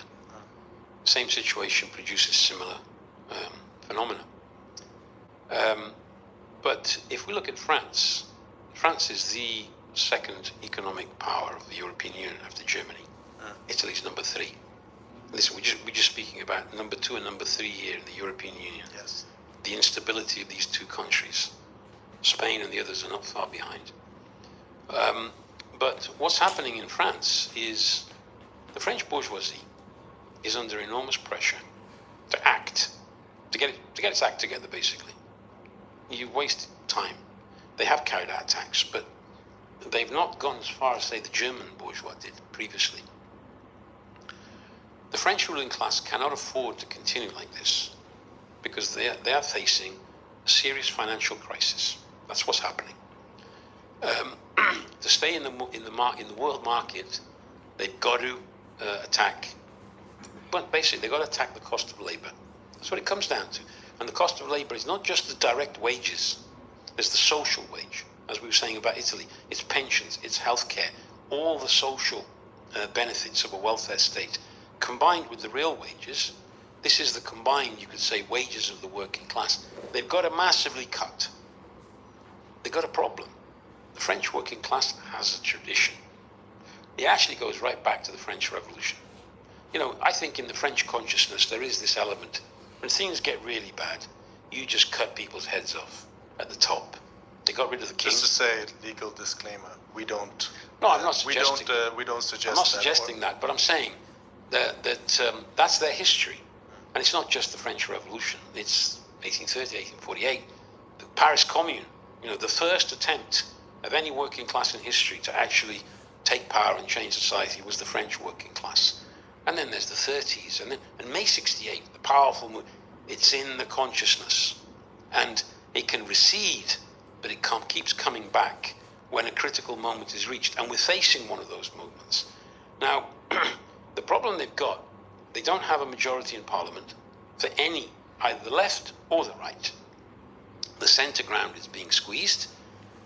The problem of forming this government is that nobody wants to commit suicide before the elections, i.e. nobody wants to be involved in the severe cuts. Because what they're saying is, look, I read a comment. There is a majority in the French parliament, and it's the majority of those who don't want to go to elections. Because if they go to elections, they don't know how it's going to turn out. And they also agree we have to vote this budget before the end of the year. This is a critical situation they're in. They cannot find a majority. Now, Le Pen, her party, has more than once expressed the availability of governing the country, but doesn't want to take the blame now. They clearly want to go to elections at some point and massively win, like Meloni won in Italy. There's a wing around Macron, doesn't want to give up on that front, and is desperately holding on. He does not represent, he has never represented a majority of the French people. At the most, he got 20-25%, and that will have gone even further down now. So the centre is really being squeezed. Then you have the socialists and others who they've done it before. They've governed and they've carried out austerity. But to do it again now would be like, it would be the final act of political suicide. So there's an impasse that's being created. But I've heard all the comments comparing France today to France of the Fourth Republic of the 1950s. The instability, one government coming in, another one going out, or the ungovernability of the country. Back then, they found the strong man, which was de Gaulle in 58. But how did de Gaulle's government administration end? It took a decade. Now, remember, it was a decade in the conditions of an unprecedented economic boom, which allowed them a certain stability. But even in those conditions, the political solution to the instability of the 50s eventually led to May 68, or one of the biggest movements of the working class we've ever seen in history. 10 million workers on strike, occupying the factories. That is how that crisis eventually ended. Today, the crisis is far deeper. There's no economic boom that can give them the stability. That this process is going to be clearly far faster than what we saw in the 50s and 60s. What's being prepared is a new type of May 68. And it's going to be in France, it's going to be in Italy, it's going to be in Spain, but today it's also going to be in Holland, in Denmark, in Sweden, in Germany, in Britain.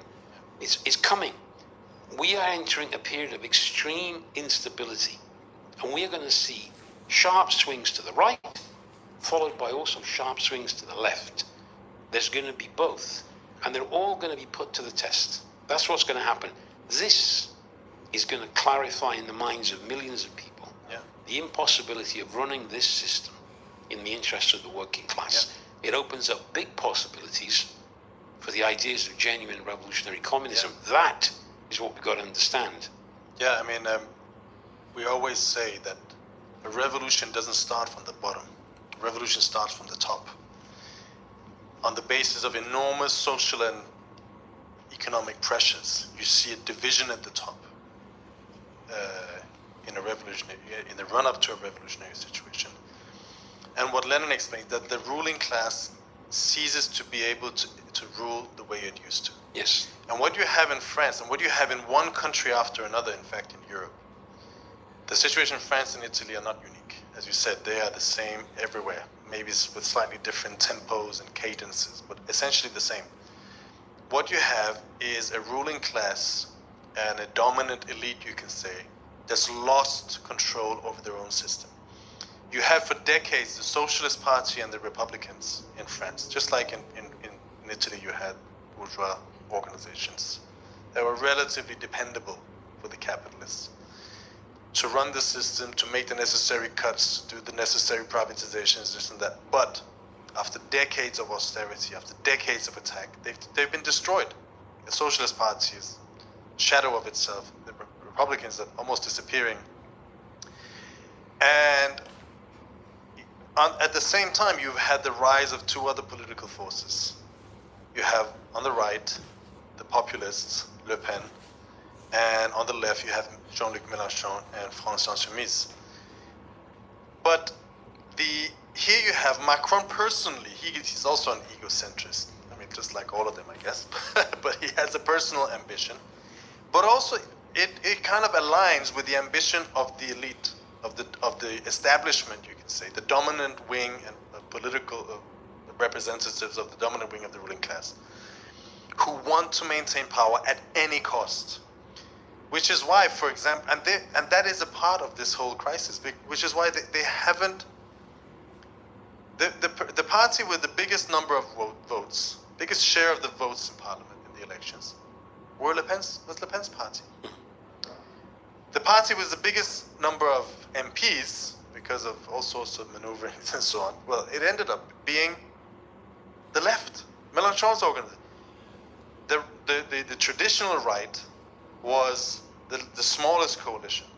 But Macron refuses to let any of the others actually build a coalition and actually take a premiership. And this is obviously a part of this whole thing. And now you see a situation where the whole system is falling apart. But he's desperate to maintain it, and there are many strong interests in favor of maintaining power in Macron's sense. He refuses to call new parliamentary elections. He refuses to call new presidential elections. So he's ruling with a mandate of almost zero. The vast majority of people want him to leave his position, call new elections and everything, refusing to do so. Why? Because what would be at stake? It would be the whole EU project. It would be the whole Ukraine project. Again, an international cause which is affecting consciousness. The question of militarization, the question of austerity, all of these things would come under question mark. There would be a huge question mark over them. And the ruling class cannot accept that. It needs to proceed. So you have a situation where there's total chaos, as you say, is ungovernable. The top central clique refuses to give up power. There are wings that say we need to slash really hard as the Republicans. You know, one of the reasons they didn't want to join the government was that Lefebvre was a part of it. He was one of those people who has been joining in a debt bonanza. He's leading the debt bonanza. So no, they say we need cuts. And then you had the socialists who were saying, oh well, we need to have a wealth tax, and we need to be careful of how much we cut, because otherwise we're gonna raise the ire of the working class. There's the division, crisscrosses of divisions and disunity and conflict right at the top, which means that they can't govern. And all of that, obviously, the French working class can see. And that situation is spreading from one country after another. In fact, the majority of these countries relying now on scaremongering. The Russians are coming, so hence we need to militarize. And therefore, obviously, we also need to cut. And therefore, you also need to keep us in power. This is tricks, deceptions, but all things have a limit, don't they? Yes. Everything has a limit. And sooner or later, we're going to see major explosions, which are going to dwarf the one we saw in Italy, by the way. This is just the beginning. Europe is now at the center of the crisis, and also moving fast to be the center of the class struggle. Revolutions are on the agenda in Europe as well, at the same time as everywhere else. You know, I often quote the 10, 15 years previous to the French Revolution. The big question was the debt. And the big question was who is going to pay for that debt? And the ruling classes, the aristocracy, the clergy, the monarchy, none of them were prepared to pay. So they wanted the poor people at the bottom, the peasants and the urban poor, to pay. And there were struggles that lasted for several years, ups and downs. We know how it ended. The solution was French Revolution. Yeah. Today, the question of the debt is the key question. Who is going to pay? Is it going to be the working class, or is it going to be the ruling class? They have the power. They want the workers to pay. The workers are showing repeatedly they're not prepared to accept this any longer, and they're beginning to move. That's what the scenario is about. Yeah. And if you want to reconnect everything together, the terrible suffering of the people in Gaza is part of this world crisis of the system. If the workers of Italy, of France, of Spain, and other countries can overthrow this rotten system, and the governments which supported the Zionists who did that to the Palestinians, overthrowing the ruling classes here would be an enormous help to the people of Palestine, because it would mean the end of the Zionist elite as well. Yes. And it would be the beginning also of an Arab revolution. And you can see the outlines of it. And within that, we can solve the problem of the Palestinians. Exactly. I think that's a perfect place to end. For all of you out there who've joined us today, thank you very much. Don't forget to like and share our material to your friends, families, co-workers, anyone you think would be interested. And also don't forget to look at our reading guide, where we will share material in relation to the themes that we discuss on the topic. That's it for today. We'll be back again Thursday, 6 p.m. UK time next week.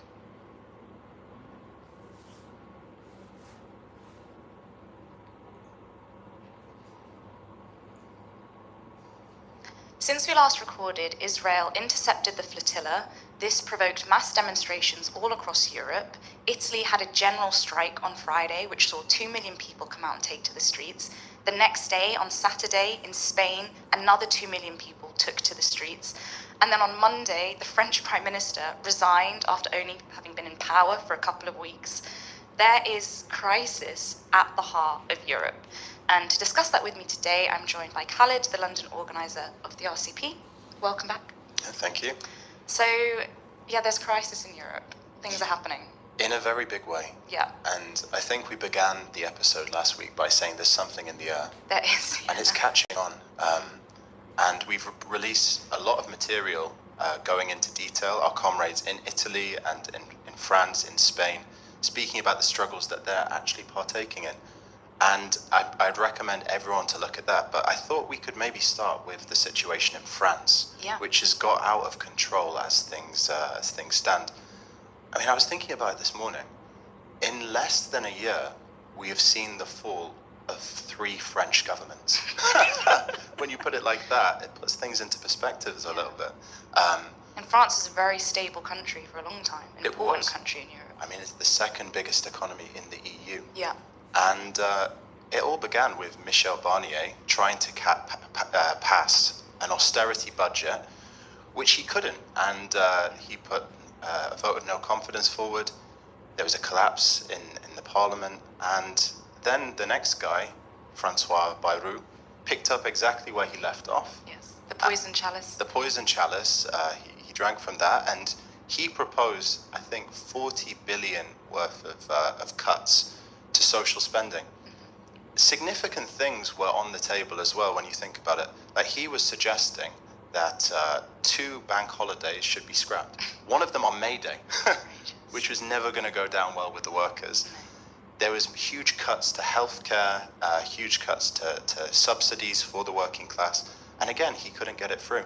And in fact, one thing that he said, which really stood out to me, was that France had become addicted to public spending, which is such a barefaced lie. Yeah. You know, in France, very similar to in Britain, the economy's never recovered from 2008. Yes. And the huge debt that any government sits on is a consequence of the bailouts of the banks. Yes. And the huge subsidies they give to French business in order to keep them competitive. Yeah. So it's a barefaced lie, and people can see that in France. And now this guy, Le Cornu, has lasted, what, a month? Yeah. Less than Liz Truss. Less than Liz Truss. That's extraordinary. And yet, look, we have been making this argument since 2008, right, about the bailout of the banks. It wasn't just a uniquely French situation, but it was the situation of capitalism globally, including in Britain. And the British working class have already been paying for this through the austerity measures from the Tories for 15 years. And you talk about £40 billion or 40 billion euros worth of cuts. Well, we should say that this is also what's coming in Britain, right? At the end of November, the budget will come out that Starmer and Reeves will present. And as we spoke about in previous episodes, they need to make about £50 billion worth of cuts. More austerity. They already struggled to implement a few of the measures that they wanted to earlier in the year. So this huge movement, the resignation of this prime minister, the strikes, the block everything, this is a harbinger of what could happen in Britain. For sure.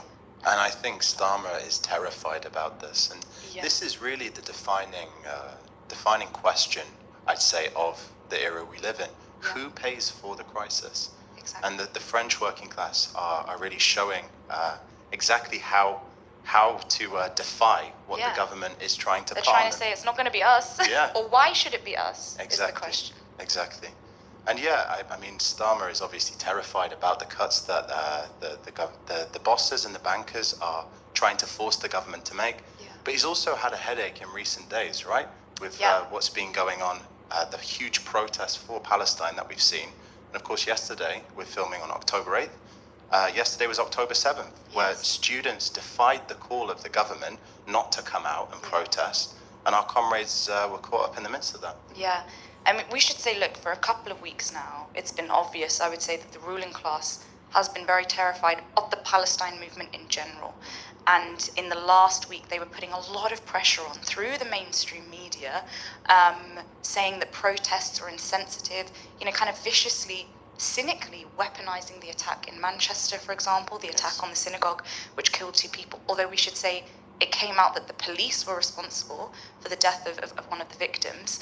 They put a lot of pressure on, saying that people shouldn't come out and protest. But yeah, in spite of that, there were protests yesterday on October 7th, and our comrades were involved in calling some of those protests. In Sheffield, for example, the comrades held a rally for Palestine. Over 100 people came out to it, and this was like the red flag to the bull from the point of view of the right-wing media. The Daily Mail covered it. The Times, I think it was in the Telegraph.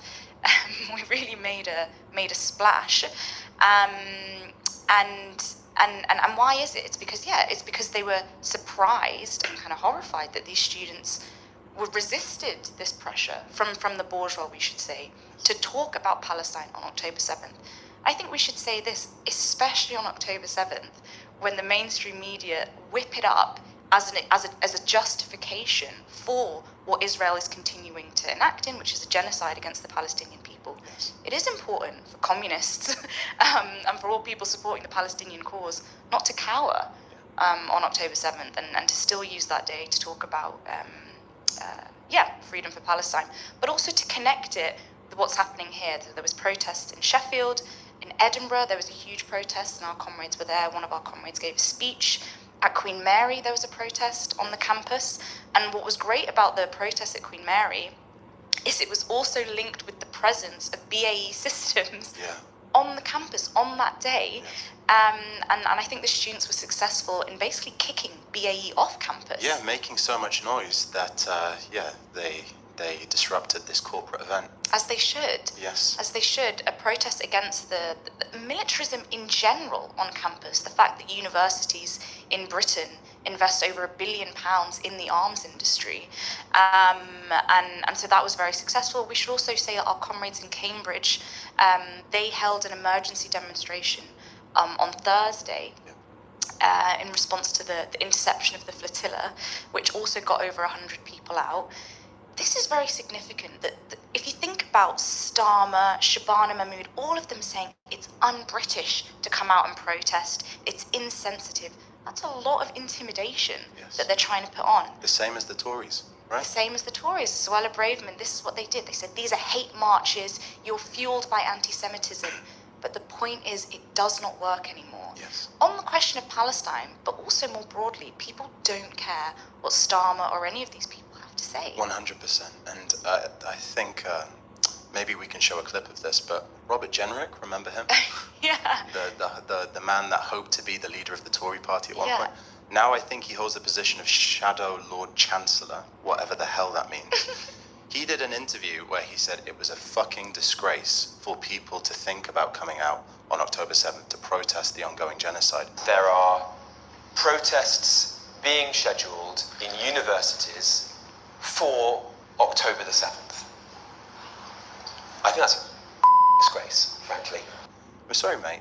Who are you? Yes. And how dare you jump on your soapbox and sermonize the death of civilians? Exactly. Because where have you been for the last 2 years? And it's not just about Palestine. I think this is a really significant point. Yeah. If you are a representative of the capitalist system, then you are complicit, not just in the crimes that we see in the Middle East, but the crimes against the poor, oppressed masses across the world.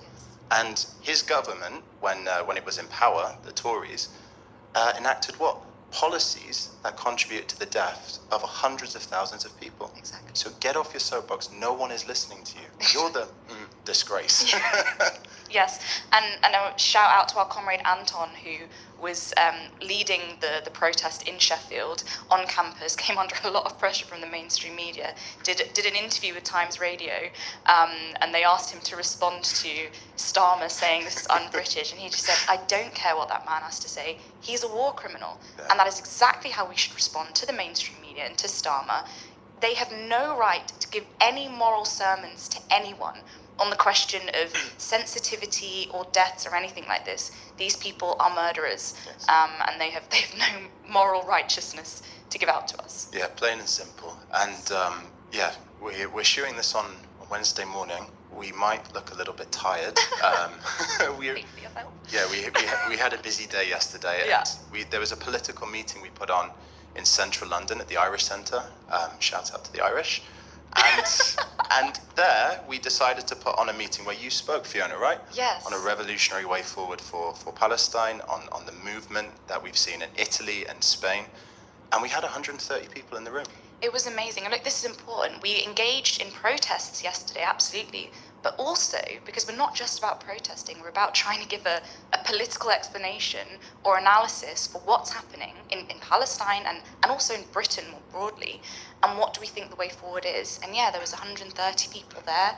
The mood was really determined in the room.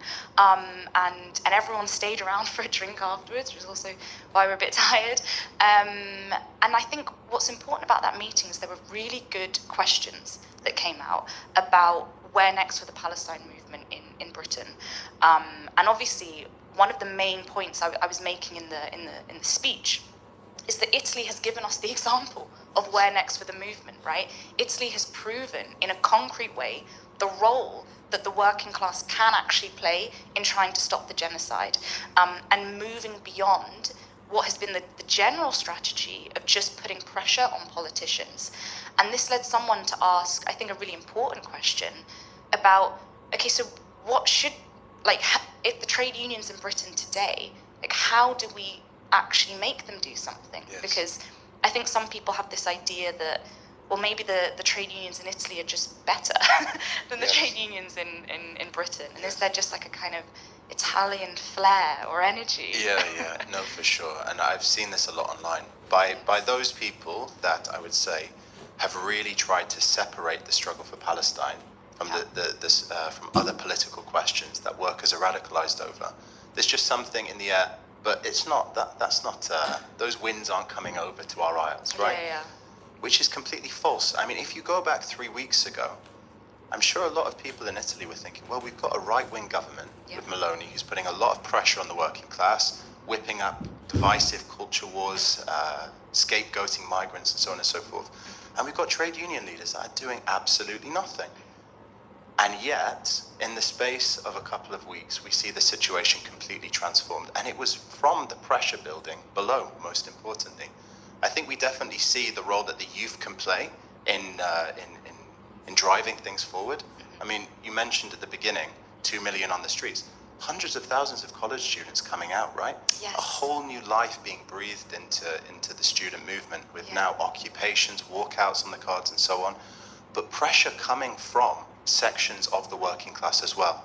That's very significant in my opinion, because it shows not that there is something magical about the trade union leaders in Italy, but in fact, the pressure below will push them to stand where we want them to stand. Yes. Because they feel the pressure from above, that's very clear. Absolutely. And they feel the pressure of the movement below, and they try to keep a lid on it for as long as they possibly can, right? Yeah.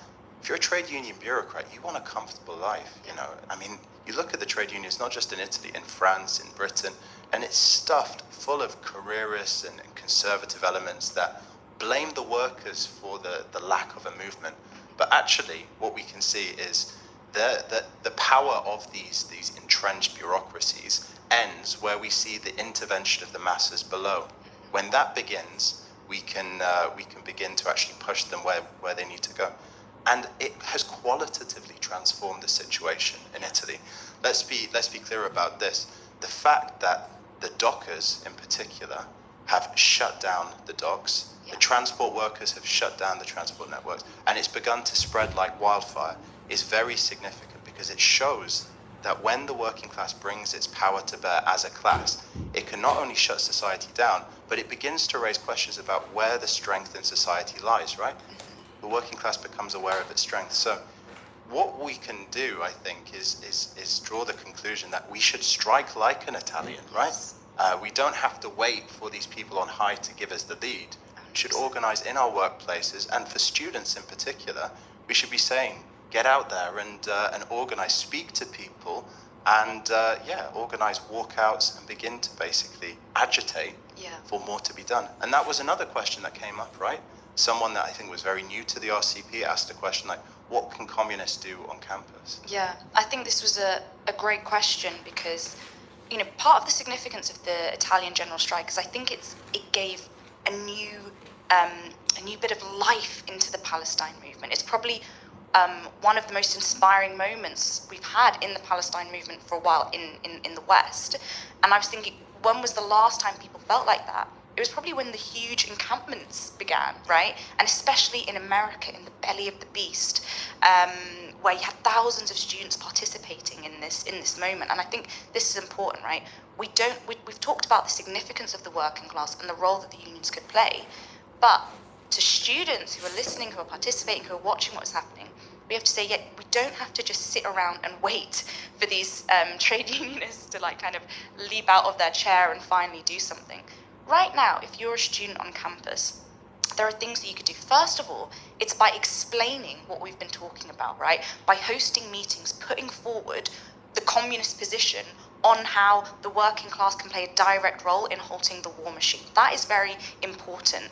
But then intervening in this movement, in this mood that already exists. One of the most frustrating aspects of the Palestine movement is the fact that we know the majority of people do support the Palestinian cause, right, and the Palestinian struggle. And there is no expression for that in the mainstream media or anywhere else. And so what students should be doing is, whether you're 1 or 2 or 3 or 4, is become 10 and become 15 and put forward these demands where you actually are. Don't think about a workplace outside of the university. Think about the university. Think about what you could do there, like in the encampments, to use your environment and shut it down, right? Use your environment to say, well, first of all, the way in which the legacy of British imperialism is taught in this university is a lie, right? We want to say the truth as to the history of the Palestinian struggle, how Israel was created, things like this. But also, isn't it outrageous that this university has invited BAE Systems onto its campus? Yes. The engineering students are, as soon as you go to university as an engineering student, you have these grotesque companies that come in and they're trying to pick them off immediately to give them jobs and give them internships. Come to our conference. Come to our conference, come to this course or whatever it is.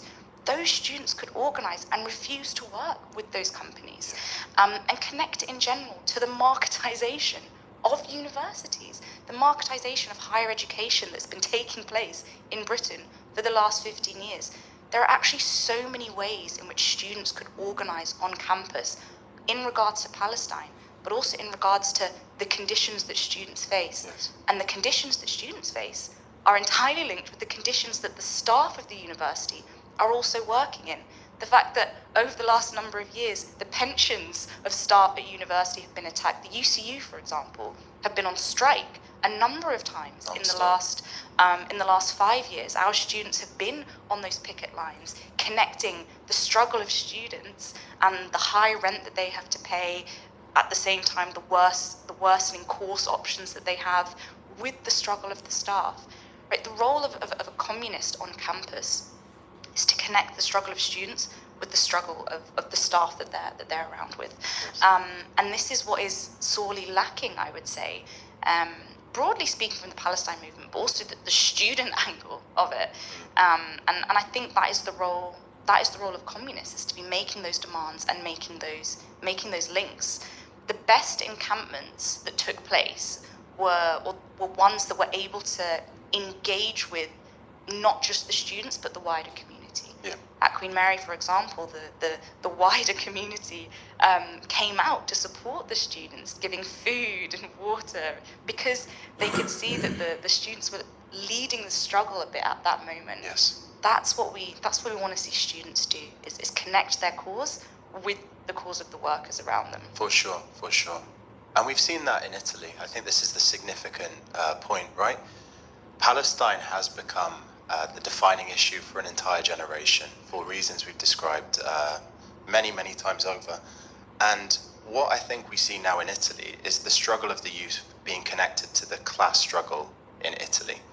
And as you said, with the encampments last year, where we began to see that, we saw the strength of that encampment, right? Yeah. And that it really breathes confidence into the movement when you know that, for instance, the staff on campus, the lecturers, the wider community, workers that aren't so far from where the campus are, will come out and support you and strike a defiant tone in the face of attacks from the management, who are always going to be pitted against any student cause.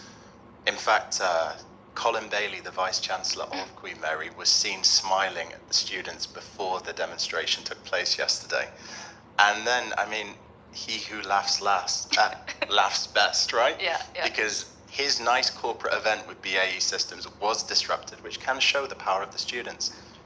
So yeah, 100 people came out yesterday. We need to build something where it's not just hundreds, it's thousands. And I think with a communist approach and a communist strategy of escalating the struggle, of spreading it, of linking it up, a wide agitational campaign, we can begin to connect the dots between the issues that, as you were saying, students face and also staff face. And look, students can play a really important role in any struggle. We're seeing that today. If anything, like the encampments last year, as I said, was the beginning of a bit of an advancement in the Palestine cause in the West. But also historically, you've seen many times students being at the forefront of mass movements. And we thought it would be good to reference in this podcast May 68 in France, which was sparked by students and the role of students. And we want to bring that to life a bit. There's important historical lessons that we can take from that movement and that we need to study. Yeah, for sure. And I remember you giving a talk at the Queen Mary encampment on May 68. We made lots of references to it when the encampment movement was sweeping the world. Yeah. Not just in the US and Britain, but it made its way to Japan. Yeah, it's extraordinary. But yeah, let's talk about May 68 because I know a lot of our comrades are starting to talk about a new 68 being prepared. And I think the first thing to do is to kind of situate the struggle in what was happening at the time.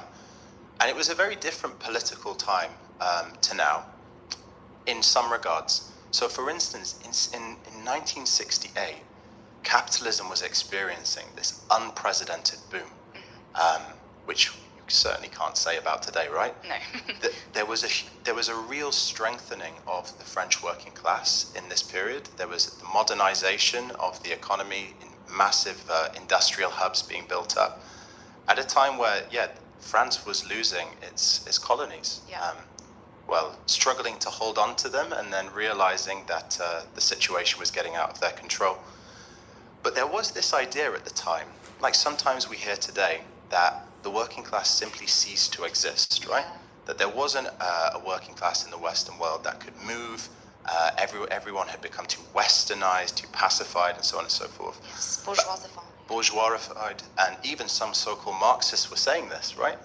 But beneath the surface, there was this deep malaise in French society and an accumulation of resentment and anger, especially amongst the youth and the young workers in the factories as well.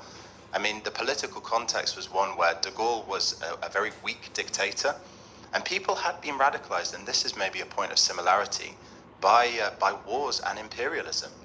I mean, if you're a young person, you had seen your government for 8 years brutally suppress and subjugate the movement in Algeria for independence.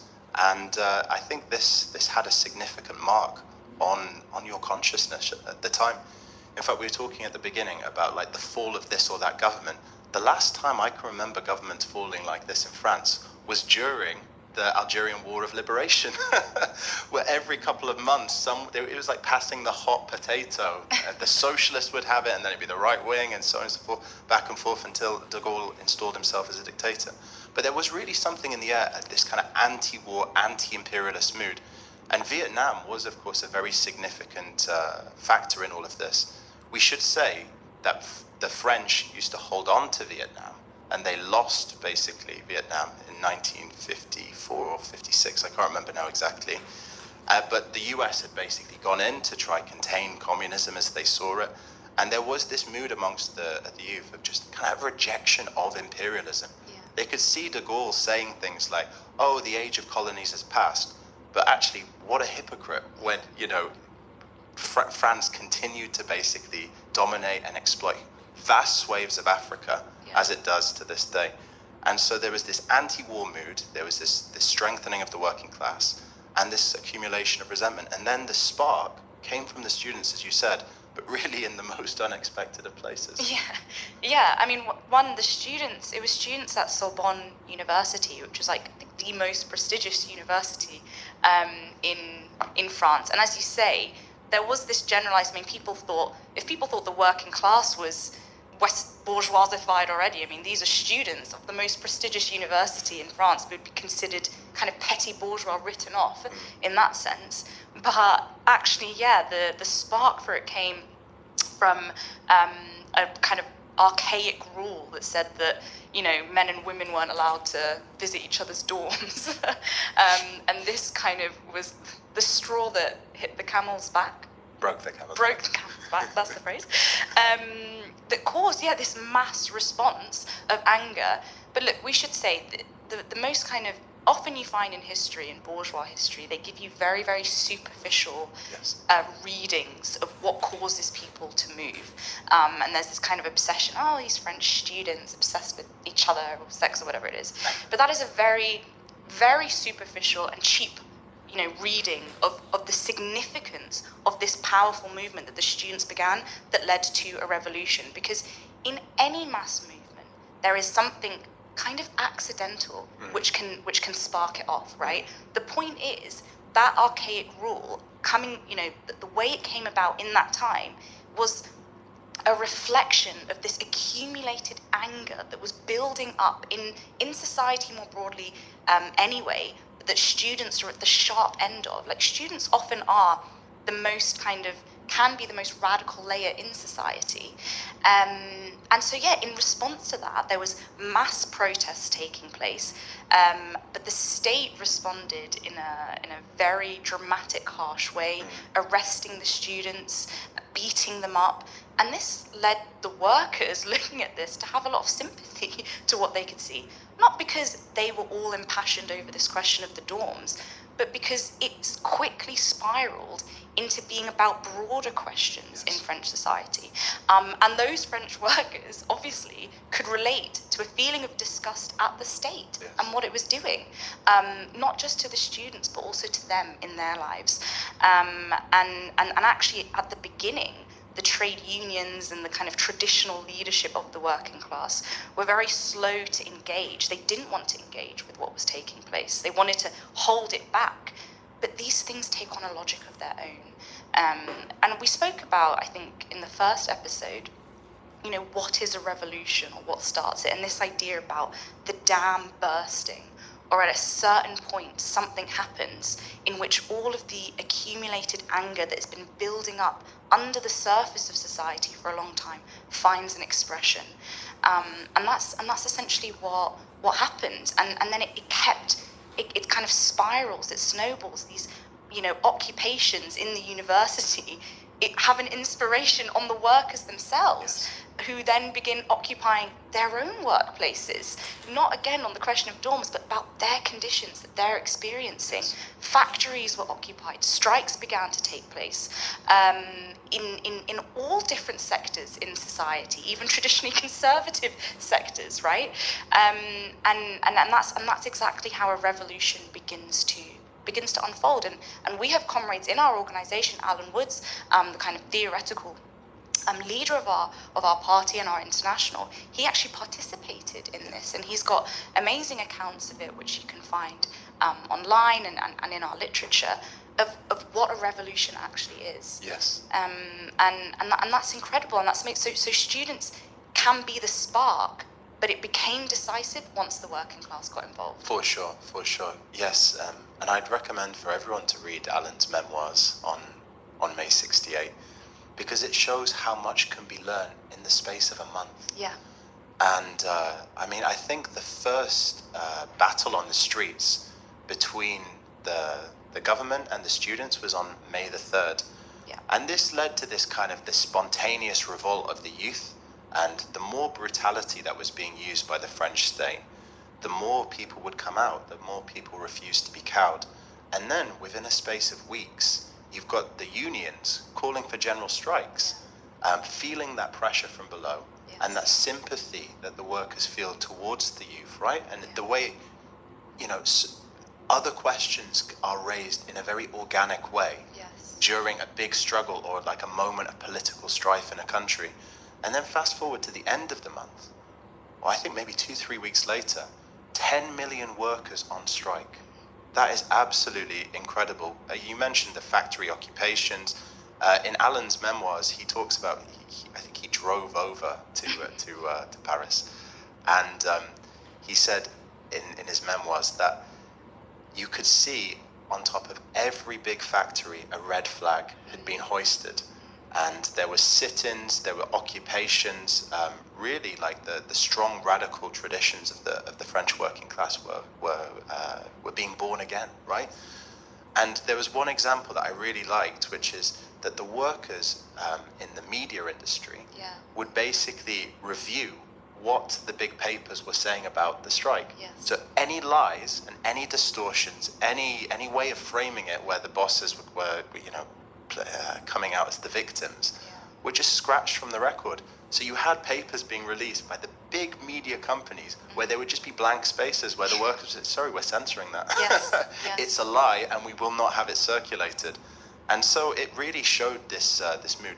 You also talked about it kind of garnering support from all sections of the working class. You saw, again, like the advance guard, the people in the car manufacturing plants, the coal workers and so on and so forth. But it ended up affecting intellectuals, like the middle class. There's one account of Alan coming across an observatory. Where astronomers and astrophysicists had basically just feeling something in the air. They ended up having a sit-in in an observatory. I don't know to Quite what a nice place. To what end. I don't know, stargazing or something like that. But it was it really was incredible. And what did this mean for the government at the time?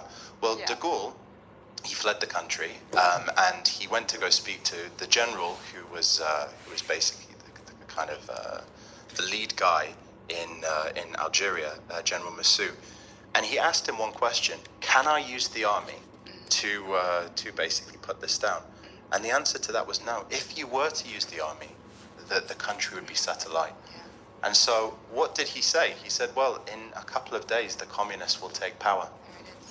But that isn't how things played out. And I think that we probably need to give a little bit of context to this, given the fact that there aren't any mass communist Stalinist parties really in the Western world anymore. But the Communist Party was not really seen as the party of the youth. And it had discredited itself through many measures. I mean, it ended up basically just supporting the war effort of the French. It had nothing but passive opposition to the war in Algeria, which meant it wasn't really a reference point amongst the youth.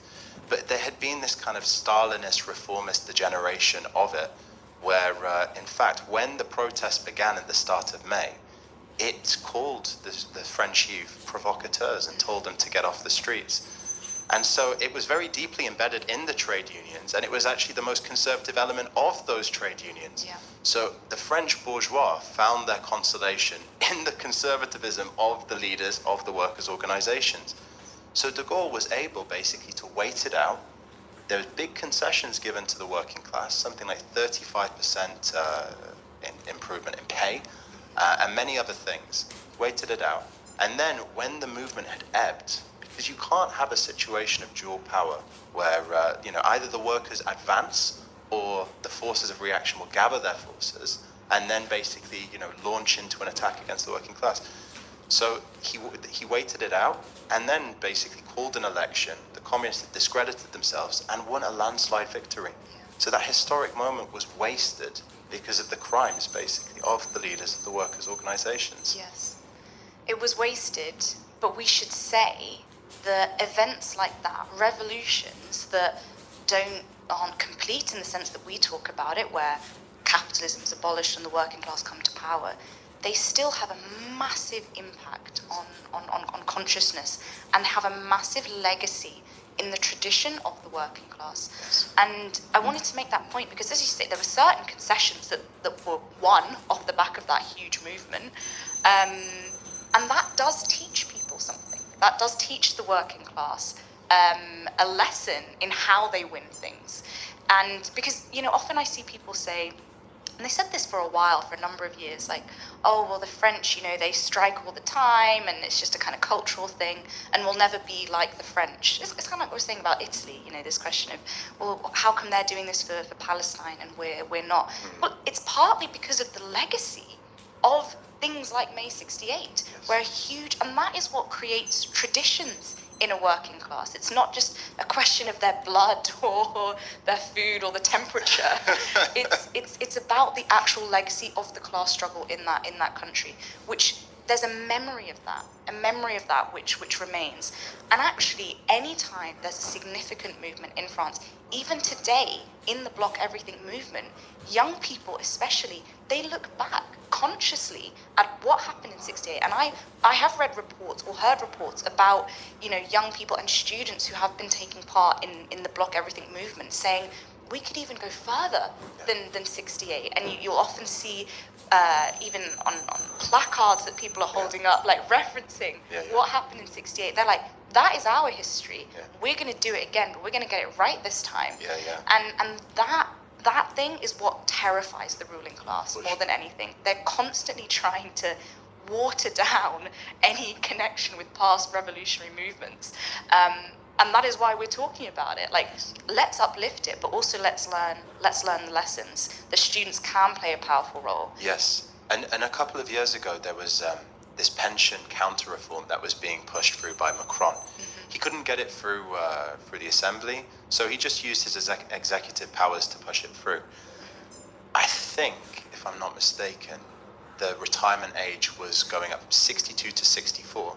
And I remember one of the main banners on the streets of Paris was, you give us 64, we'll give you 68, right? So it really, what you say about it working its way into this tradition of the working class is really important, and it struck an iconic resonance across the whole world. Absolutely. We have to say, in 68 we probably found the most advanced expression of this anger and an actual revolution taking place. But there was huge movements, especially led by the youth, that then connected with the working class in the belly of the beast in the United States, 100%. Of course, against the war in Vietnam. We also saw huge movements in Pakistan, in Mexico, in Italy the following year as well, with the Hot Autumn, which is where a lot of the traditions of the youth movement come from, the collectivos that we've mentioned in past weeks. And there was one example I wanted to give, which isn't spoken about so much, but in Egypt, 68 was a huge inspiration for the student movement. In fact, the student movement hadn't really been organized up until that point. But there had been, again, something political, something related to imperialism. They had, in 1967, obviously, Israel won the Six-Day War, and the Sinai was occupied, and there was a lot of doubt, basically, about the very popular leader, Gamal Abdel Nasser, and his ability to free the Palestinians. And when 68 was taking place, people in Egypt, at the big universities, Alexandria and other places, Cairo, they were looking towards this, and they were like, wow, okay, we want to do walkouts, we want to do sit-ins, we want to do occupations. And throughout the 1970s, there was a huge radicalization of the Egyptian youth, again, on this question of Palestine specifically. And I think this is an important point to make because, we often say that the conditions are maturing for revolution everywhere. But they mature in slightly different ways, right? There are different traditions, of course, which we have to keep in mind. But what we're talking about is the kind of awakening of the youth, which often see things first, but then when the youth put themselves out there, the working class can catch up with the bang. And when the two are fused, we can see the decisive role that the two of them can play together. And it made me think, actually, of this RCI documentary that we're going to be premiering across the world. Yes. No, I mean, we are part of an international, the Revolutionary Communist International, and we've made a kind of documentary of the founding Congress and the founding year in which we became the RCI, and there is a trailer for it, which I think we should show. We're now skydiving without a parachute. Helping America's economy weather the financial crisis. In Europe, thousands demonstrate, angry at tough economic conditions. Economic inequality, polarization in society, and intensifying environmental We are going to start winning for our country. Global temperatures are expected to continue. Let's get Brexit done. Mass protests here in the United States have sparked a global movement. 10 wealthiest men doubled their fortune. China was more needed now than it ever has been. What Putin has done, his war crimes.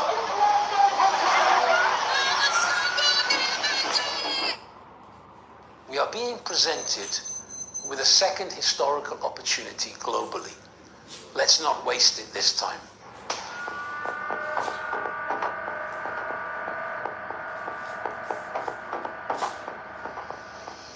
And in the trailer, one of the leading members of the International, Fred Weston, he makes the point that, like, in the past, when the conditions for revolution were being prepared, they were missed or they were wasted. I mean, we've just spoken about what happened in May 68.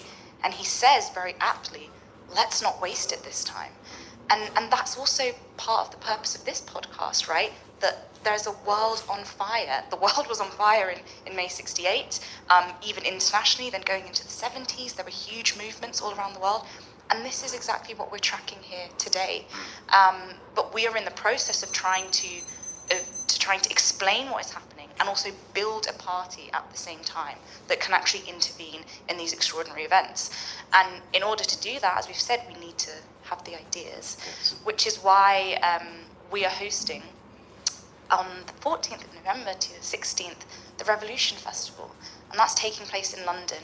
And that is our School of Communism, where there's 32 different talks going into theoretical questions.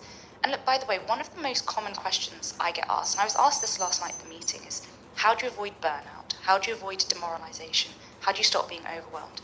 And my answer is always the same. It's read theory and also read history from the perspective of our class. Yes. And that is where you will draw inspiration from May 68, from all of these events. And that's what the School of Communism is all about. The theoretical ideas we need to understand the world and looking at past events and how they've taken place. Yes, yeah, it really is our flagship event of the year. And I was told this morning that we've sold over 500 tickets. There we go. Which is absolutely brilliant. And there are some talks I'm really looking forward to. One that comes to mind is you're speaking on Malcolm X. I am speaking on Malcolm X. This year is 100 years since the birth of Malcolm X, an absolutely iconic, inspirational, revolutionary figure. And the purpose of the talk is to explain the development of his life. I would say the development of someone who came from this inspiring, uncompromising attitude to fight racism, obviously, in America, and then seeing how that became connected with an anti-capitalist struggle and ultimately with an internationalist struggle. So, yeah, I'll be talking about Malcolm X. Yes, yeah. And we have so many talks that I can't wait to go to. One that stands out to me is the US heading towards revolution? Yes. Because, wow, that is a question that a lot of people are asking at the moment. I mean, it's not even just communists. Right. I'm seeing more and more in the press people talking about, is America heading towards its third civil war? Civil war. Yeah, they don't want to use Wasn't the there word a film revolution. about that a couple of years ago? There was, it was very bad. Okay. But the first year of, well, actually, it's not even been a year, but Trump's round two. Yeah. And his inability to actually carry out any of the things that he promised. Exactly. The splits that are opening up in the MAGA base. Yeah. I mean, that's what happens when you promise everything to everyone, right? Yeah. You're not able to come good on the promises. And I'd say one of the real reasons why the bourgeois were worried about Trump is because he spoke in class terms. Exactly. And he's unable to fulfill the promises. So it would be very interesting as well to hear what our American comrades have been up to. Yeah. And we're going to have a lot of people there from a lot of different countries, different sections of our international.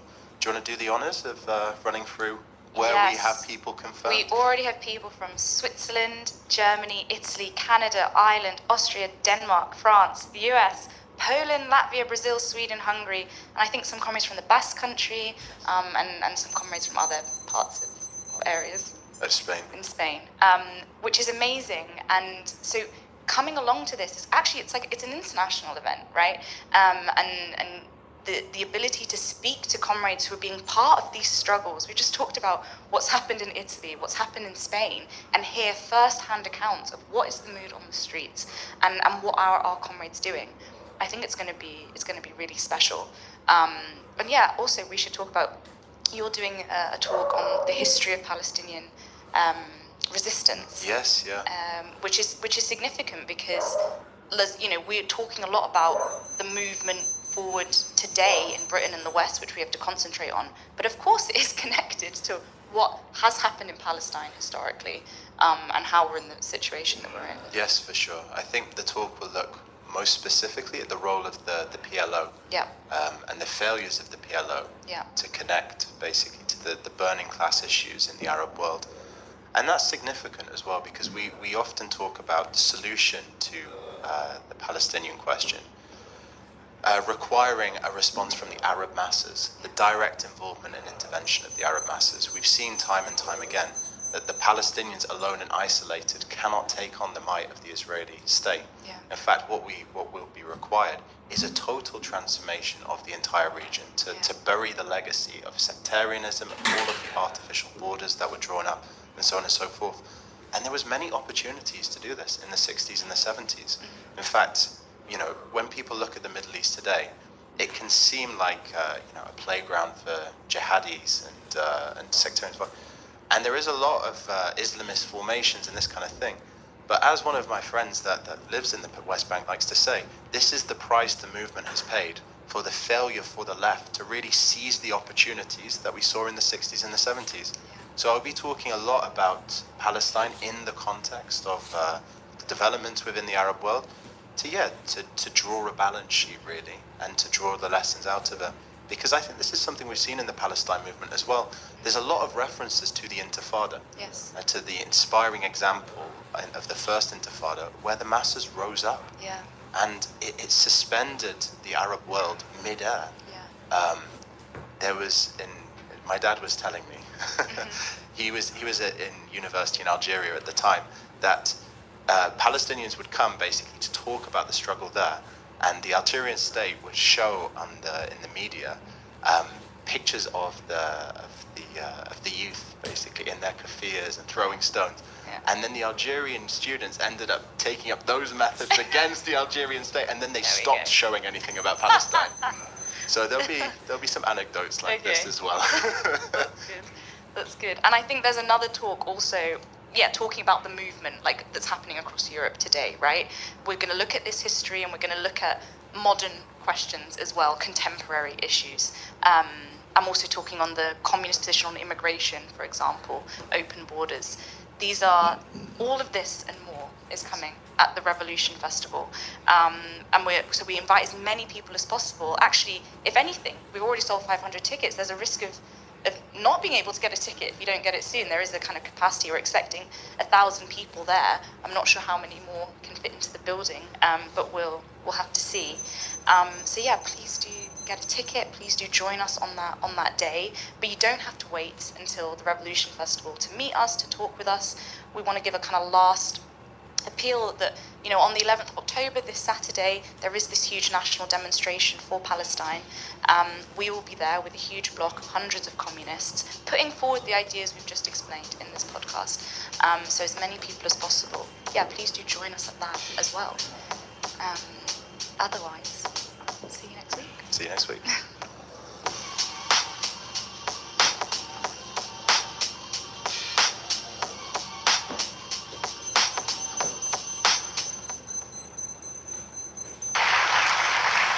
Okay. In 1957, the computer scientist Herbert Simon said the following: "There are now in the world machines that think, that learn and create. Moreover, their ability to do these things is going to increase rapidly until in a visible future, the range of problems they can handle will be coextensive with the range to which the human mind has been applied." That was in 1957. In 1970, Marvin Minsky, an early pioneer of AI, said the following as well: "In 3 to 8 years, we will have machines with general intelligence with the general intelligence of an average human being. I mean a machine that will be able to read Shakespeare, grease a car, play office politics, tell a joke, have a fight.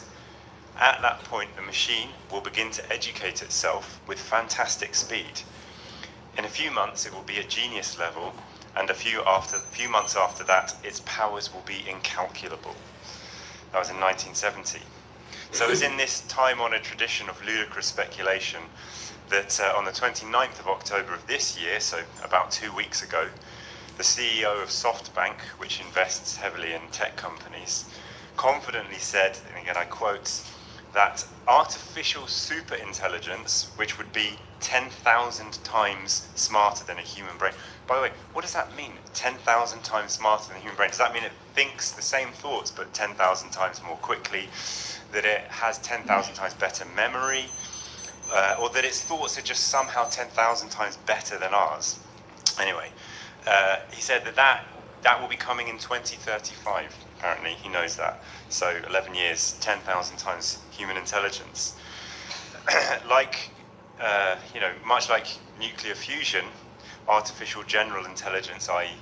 super intelligent conscious AI, is 10 years away and always will be.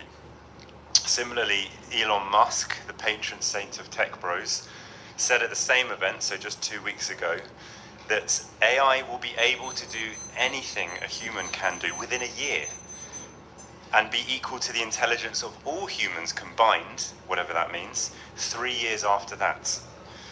Quite a claim. Although if you think about it, it's not actually that impressive because presumably the intelligence of all humans combined includes Elon Musk, who alone must be responsible for bringing down the level to quite a low number.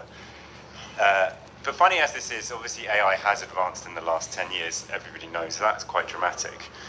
Its capacities have developed, but what it really is doing and what it really is useful for and how it actually should be deployed is something that is not very well understood, especially by these tech bros who are responsible for it, who don't really seem to actually have any idea of what consciousness is at all. And what consciousness is, of course, is really what we're interested in discussing today. Is really the key philosophical question that there is. And the problem of the mind and the relationship between mind and body is known in philosophy as the hard problem, right? The sort of central problem that no one's really been able to resolve. However, although it is a difficult problem, and the nervous system is very, very complex, I would say that the main reason for the difficulty, the philosophical difficulty, is really political, which is that we live in a class-divided society, and the bourgeois mindset is characterized by a lack of understanding of humanity and of itself and of its own system, with all kinds of illusions, basically. And it's those illusions which are fostered even quite deliberately, and you have religion and all kinds of things, and alienation. That is the real obstacle that confuses us about what our own consciousness really is. It's not so much a technical, scientific difficulty. But yes, what is consciousness? That's the question I really want to try to answer today. And of course, we're materialists. And therefore, the question of materialism is obviously about what is consciousness, really, because it's a statement that what is materialism? It means that consciousness is dependent upon the material world. It is an expression of the material world. It has no independence from it, cannot exist separately from it at all, and is part of the material world. That's the materialist position. So obviously it's an interesting question to us, and I think it's important because if you think about it, really all the attacks on Marxism do boil down to idealism, even when they appear not to. For example, the idea that there's a human nature which is greedy, and that's why you can't have socialism or communism. That sounds like a materialist idea because you're talking about human nature, it sounds quite realistic. But actually what you're saying is that there's a fixed human nature which is independent of the changing world and all the changes that we have made to society and to ourselves, which are huge and undeniable. But despite that, human nature just somehow is always the same. That's basically what that position, that's an idealist position, really. Or the idea that Marxists are economic reductionists, and we don't take proper accounts of things like culture. For example, people trying to explain why Trump one, a lot of people say, oh, it's a bit reductive to talk about the economy. It's really because of some sort of machismo or something like that in American culture. I'm not going to go into how right or wrong that analysis is, but that kind of criticism of Marxism, again, it may not appear to be overtly idealist, but it is because it's saying that, of course, we accept that culture plays a role in human history, and ideas, as we're going to discuss today, have a very real effect.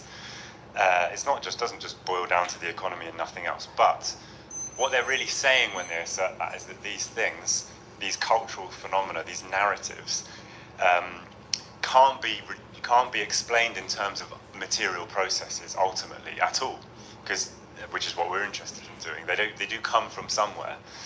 They do have a certain power for certain material reasons. But they're trying to deny that. As soon as you say that, that's reductionism, apparently, right? So that's also an idealist attack on Marxism. So I think it's very important that we do understand what consciousness is in materialist terms. Now, today, idealists will say that they base themselves to a large extent on the scientific difficulties in explaining consciousness. As I've mentioned, there are tremendous difficulties and uncertainties there. And that's like their last readout. They will say, this shows that there is a soul or something beyond the conscious world, something that consciousness can't really be explained materially. And what they will say is that, yeah, you can explain the eye, the optical nerves, materially. You can explain what photons are, but there's still something ineffable, something sort of indivisible, this meanness, this I that attends all experience. That you don't, otherwise we'd just be like a digital camera, wouldn't we, which does record very accurately what is out there visually. But of course, the camera doesn't see anything really. It reproduces an image, but it never feels what it sees. It doesn't mean anything to it. Whereas things feel a certain way to us when we look at them, which you can't capture by explaining what photons are, for example, right? So what they say is there's something else, there's something beyond the physical there that gives you yourself, essentially, and that makes things feel a certain way to you. So we have to try to answer that. And there's also here a kind of an implicit dualism, which many people fall into, many materialists accidentally fall into. Dualism means when you basically divide reality into two realms. The material realm, as Descartes explained, with extension, you can measure it. But then a realm of ideas which can't be measured. You can't measure a consciousness. You can't measure an idea. It doesn't exist in space. There's that idea that there's these two realms, and we do tend to slip into this way when we think about ourselves and our consciousness, that there's something immaterial about it fundamentally. But of course, that position is really, it's an admission of defeat. It's like a kind of label for what we don't understand and nothing more. It doesn't explain anything. There's a soul or something within me that makes things feel a certain way and has certain ideas just because of its own inherent consciousness. Of course, explains nothing. Why you would think this and not that could never be explained by such a position. If the source of my feelings and my thoughts is having a soul, then why one day do I react differently to the same basic stimuli as on another day? If the soul has remained the same, surely the soul is not materially caused. It doesn't grow or shrink or anything like that. Nothing that doesn't explain it at all. In fact, it's incapable. It erects a barrier to explanation. And again, this is similarly the idea of sort of Cartesian theatre is very hard for us to escape from. This is the idea which was coined by the philosophy of mind Daniel Dennett, that basically the way we tend to think about consciousness is as if there's a little person inside your head who is like watching he's like sitting in a miniature cinema, who is getting a projection of what the eyes see and what the ears hear, and is then observing it. And it's that little person, that mini you, that somehow makes it all feel a certain way, right? That somehow takes decisions, and without that, all we are is basically automatons. We're just machines that, just like a digital camera or a microphone, that just register photons and sound waves, etc. But the thing that gives it meaning and feeling is that mini you inside your head. It's just another version of the same idea, really. And you see that even in, it's very, I think we tend to think about it in that way unavoidably almost. And you see it all the time. You see it, of course, in the films Inside Out, very popular films. Very philosophically suspect, I must say.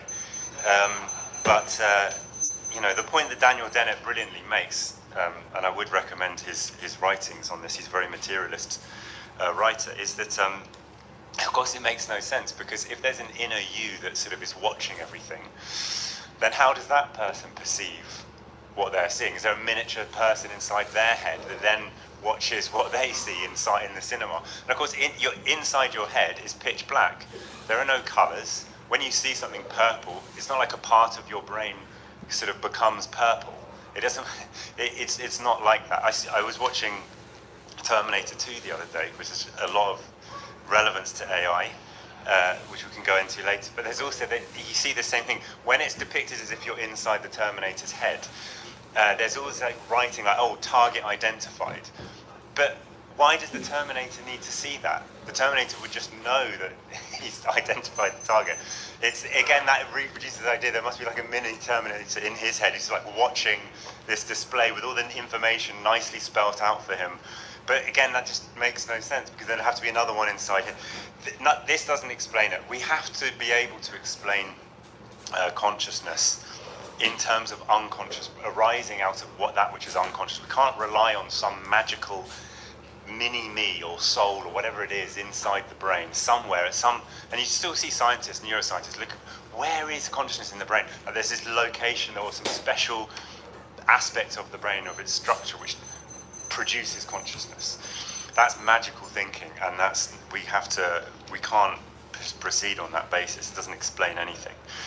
Now, it may sound as if, therefore, what I'm saying could align with these sort of tech bros who are obsessed with AI becoming conscious, because if I'm saying that consciousness arises out of unconscious processes and there's no sight of consciousness, there's no little mini me basically, then that does imply that, well, what we're producing could also, with AI, could also become conscious, because that's obviously built out of different parts, none of which is conscious. But could it not therefore be, as they imagine, that will eventually produce consciousness? But actually, I think that those people who look at it in that way, and it's not just the people who are obsessed with AI, you get neuroscientists and cognitive scientists who also look at it that way. Like I said, they're searching for some part of the brain that does it. They still also rely on this kind of magical thinking. This idea that if you listen to them, these people, these AI guys, they'll always be like, oh, well, there's not enough parameters yet. I saw one of them saying, oh, yeah, but actually the brain has like 30 trillion synapses or some figure like that, whereas the number of parameters that ChatGPT-4 has is 1 trillion or something. So we need to get 30 times more, and then it will be conscious. That's sort of how they think. It's just a technical thing, basically. You just add enough transistors, enough parameters, enough software tricks. And also the same is thought about the brain, that the brain somehow produces consciousness in that way. And it sounds materialist, but it isn't. I'll give an example. Max Tegmark is a celebrated physicist and AI researcher. Really a great example of this. He claims that actually maybe what consciousness is a fourth state of matter alongside solidity, liquidity, and gas. And he calls it perceptronium. And this is a quote from sciencealert.com about his ideas. It says, he proposes that consciousness can be interpreted as a mathematical pattern, the result of a particular set of mathematical conditions. Just as there are certain conditions under which various states of matter, such as steam, water, and ice, can arise, so too can various forms of consciousness, according to him. So this appears to be materialist, of course. He's talking about states of matter, after all. But actually, it's just relying on some miraculous substance he has not explained and not understood, that a special mathematical trick that is conscious. Why? Don't know, just it's out there somehow. Nothing is explained and understood by us. Another example from the New Scientist in 2018, they said the following: a widely held view, apparently, that's astonishing to me, sees consciousness as the unintended byproduct of information rushing through the closed loop of connections that is the brain. Consciousness can't help existing despite serving no particular purpose, just like the noise emitted by a running engine which has no bearing on the workings of the engine itself. That is an astonishingly stupid thing to think. To look around at the whole history of humanity, the way that we've spread around the entire world, colonized every part of the earth, different climates, produced incredible things, ended diseases. But no, consciousness, I have no idea what purpose it serves. It's just like a noise that, I mean, that is a great example of the sort of reductionism that scientists tend to fall into, of just thinking that the only way to understand something is breaking it down into its parts. So the only way to understand consciousness is just by looking at neurons, basically. And then, the neurons aren't conscious, so consciousness either doesn't really exist or it's just a kind of meaningless effect. And of course, if that were true, then if really this is supposedly materialist viewpoint were accurate, then a brain in a vat that was fed the correct nutrients would have all the same consciousness and ideas that we have. A person brought up outside of society would have the same ideas that we have. And also, people 10,000 years ago would have the same culture and ideas that we have, because our biology hasn't really changed at all in that time. Evolution has stopped working because of civilization. It doesn't really apply to humanity anymore. So we have the same biology. Therefore, we would have the exact same idea. If all consciousness is just like the bile secreted by a liver, it's just a kind of fluid that, and there are other people who suggest it might be a fluid that the brain emits. I mean, it's ludicrous.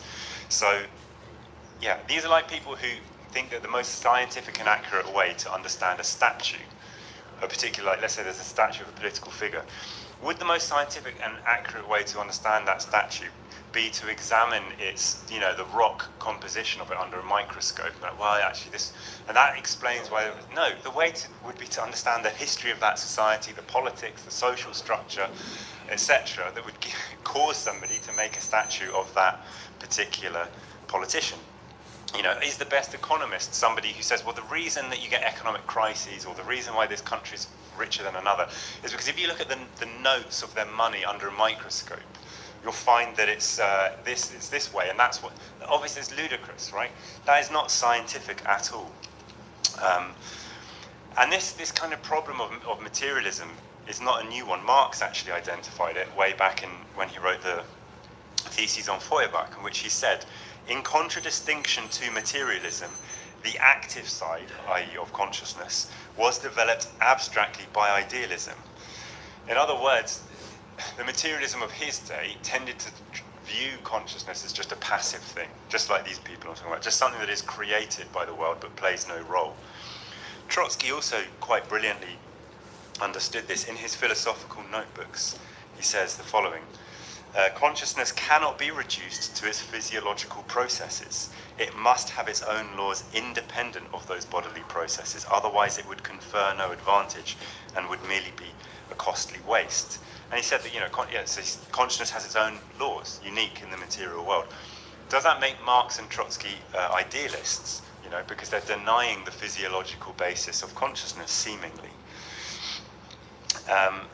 But no, it doesn't make them idealists. But as materialists, we do not deny the role of ideas. They do have a unique role. Otherwise, we wouldn't bother having this meeting. Obviously, we wouldn't bother writing books or anything.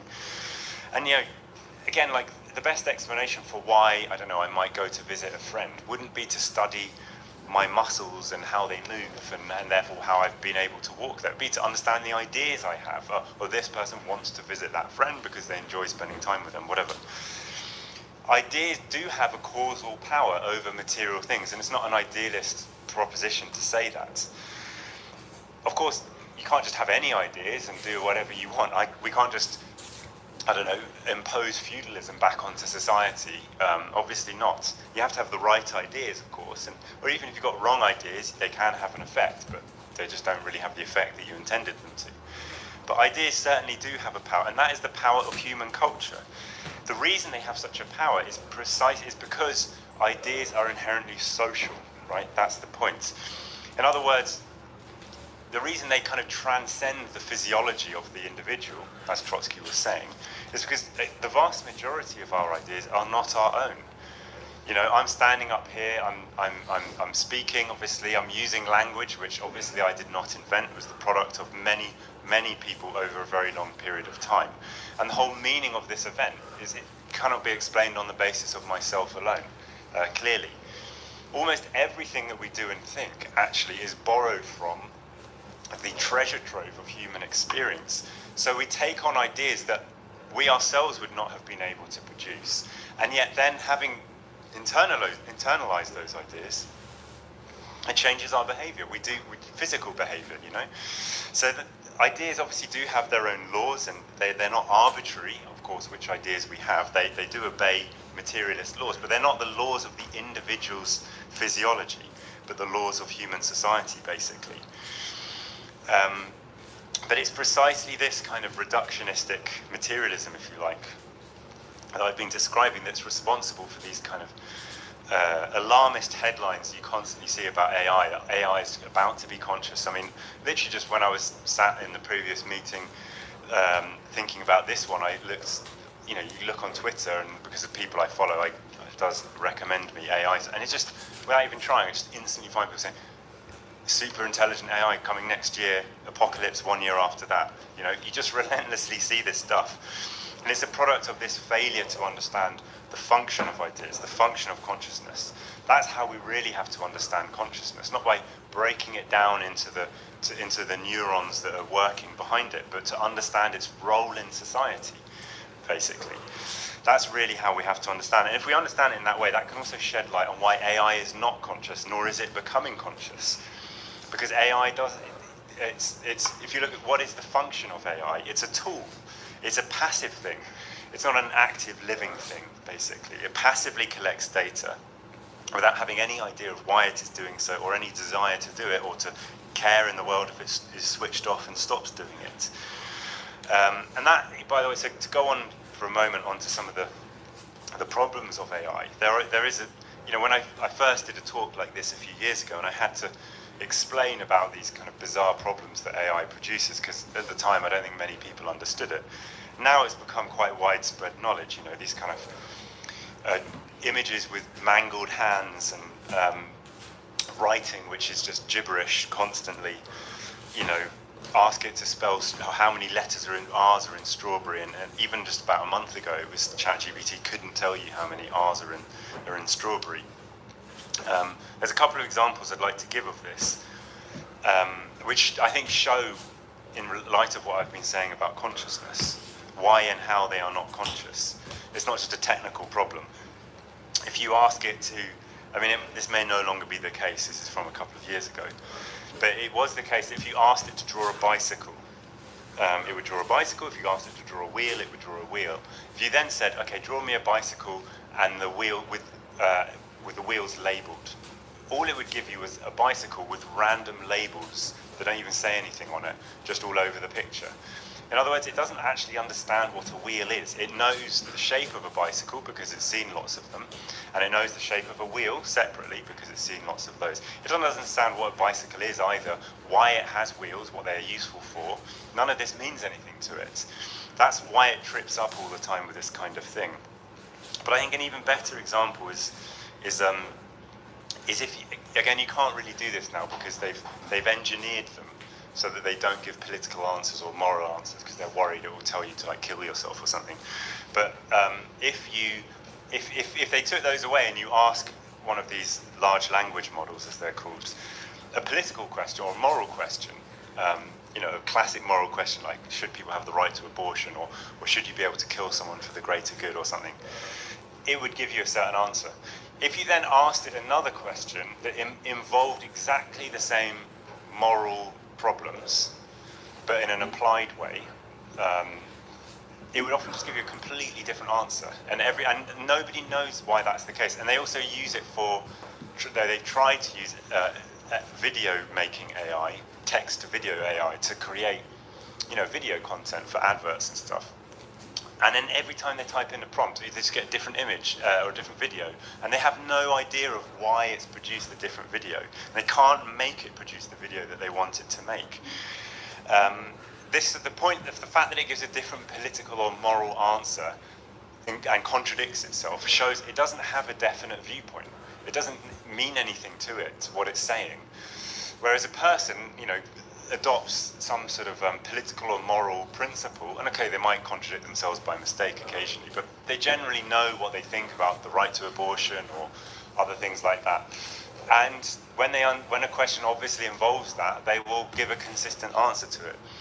Because they are in the world, but the AI obviously isn't in the world. It doesn't live, it doesn't care about what it's doing. That's the reason. It's not because they haven't added enough parameters to their algorithms, they haven't got enough processes behind them. There's a fundamental reason why it can't do this. Now, now it may sound as if I'm rather down on AI, like I just think, oh, well, it's just rubbish, basically, it's very stupid. That's not the case at all. It can do amazing things, and in fact, I think it is superhuman already in a lot of ways. I mean, it clearly is. You can ask it to do, I don't know, a Van Gogh painting of a cat, which obviously Van Gogh never did, and then it will do it, and it will look remarkably like a Van Gogh painting of a cat, and it will do it in a matter of seconds.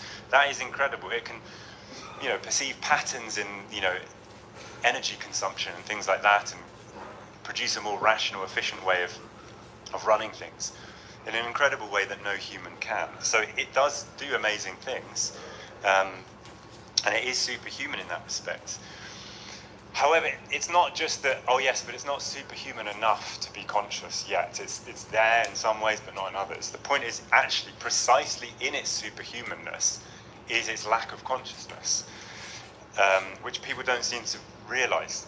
In other words, when they get AlphaGo to beat that person at Go, if you remember that this AI beat someone at this game called Go in 2016. That again is superhuman. People think, oh my god, it's conscious, it's going to take over the world. But why does it do that? Because it was trained relentlessly on nothing but Go. They made it play, I think, 30 million games of Go. No human being has the time to do that in their life. And also, if they tried, they'd get bored. They'd get hungry. They'd need to speak to their family and friends. And also, if you do practice something, and you perhaps slightly change what you do to see if that thing works, if I do it like this, is that better? You can never quite be sure that that is actually the reason you did well, because your body is a very complex thing. Maybe you did it, but you were actually a bit tired without realizing it, so you didn't do it as well as you thought. That's how it is to be a human. But obviously an AI is not like that. It is not alive. It does not have other concerns. It does not get tired.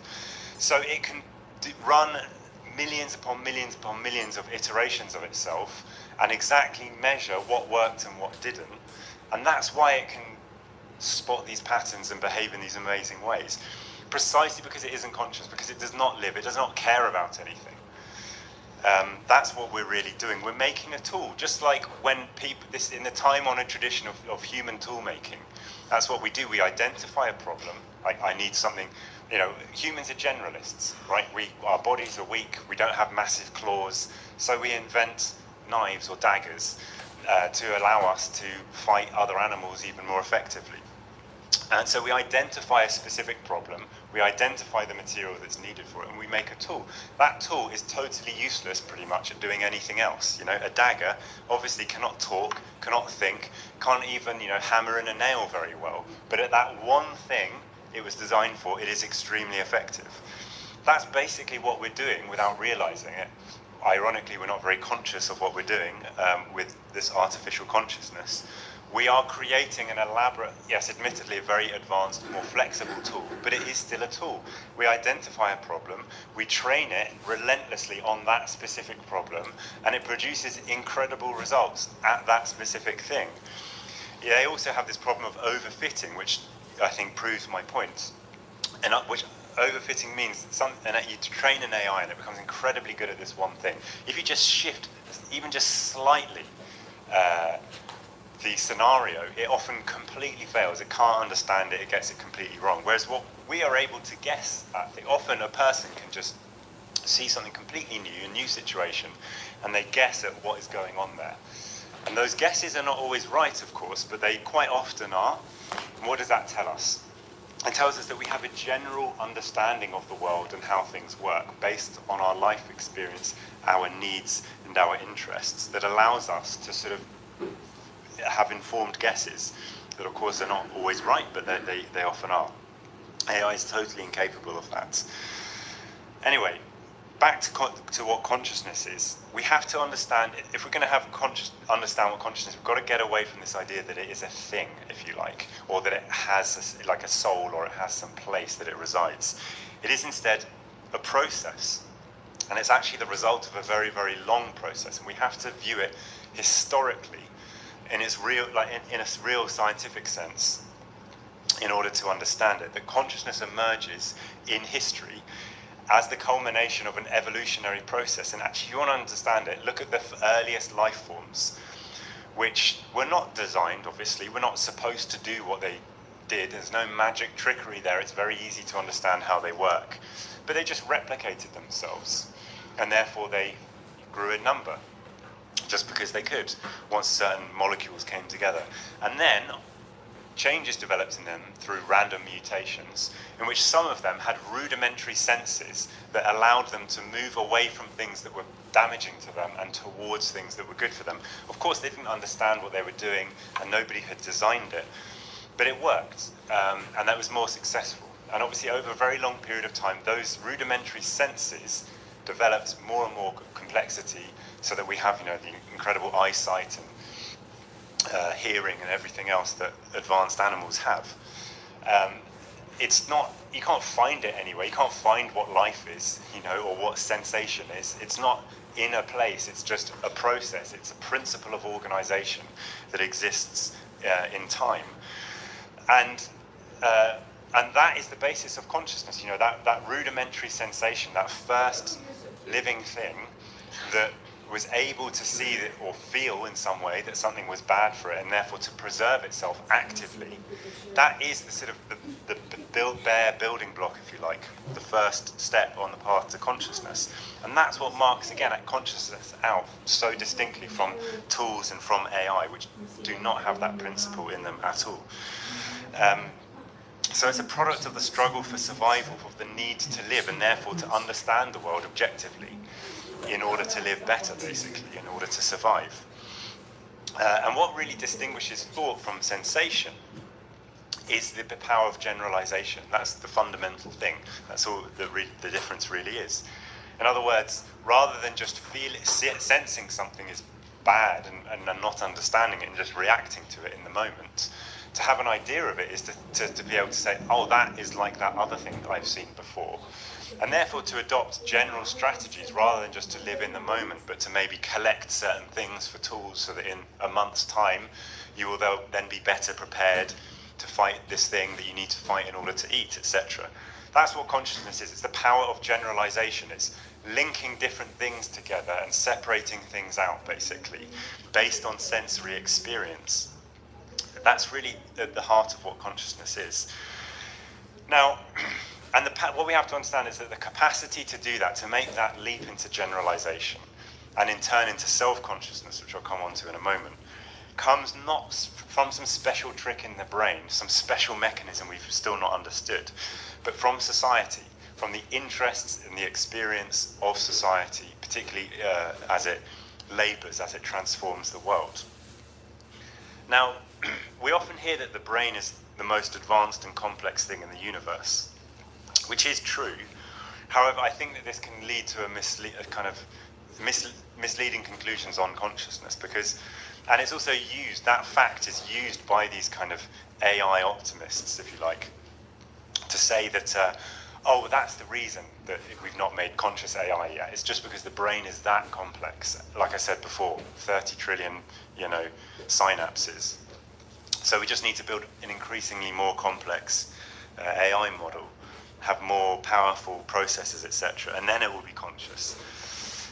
Now, the brain is very, very complex, but you also have to understand it was not designed to be conscious, because there is no designer in evolution. And what evolution does is it doesn't sort of, fashion body parts in advance in its head. Obviously, there is no head of evolution. It's a process. It doesn't do that like a designer and perfectly design something for one task.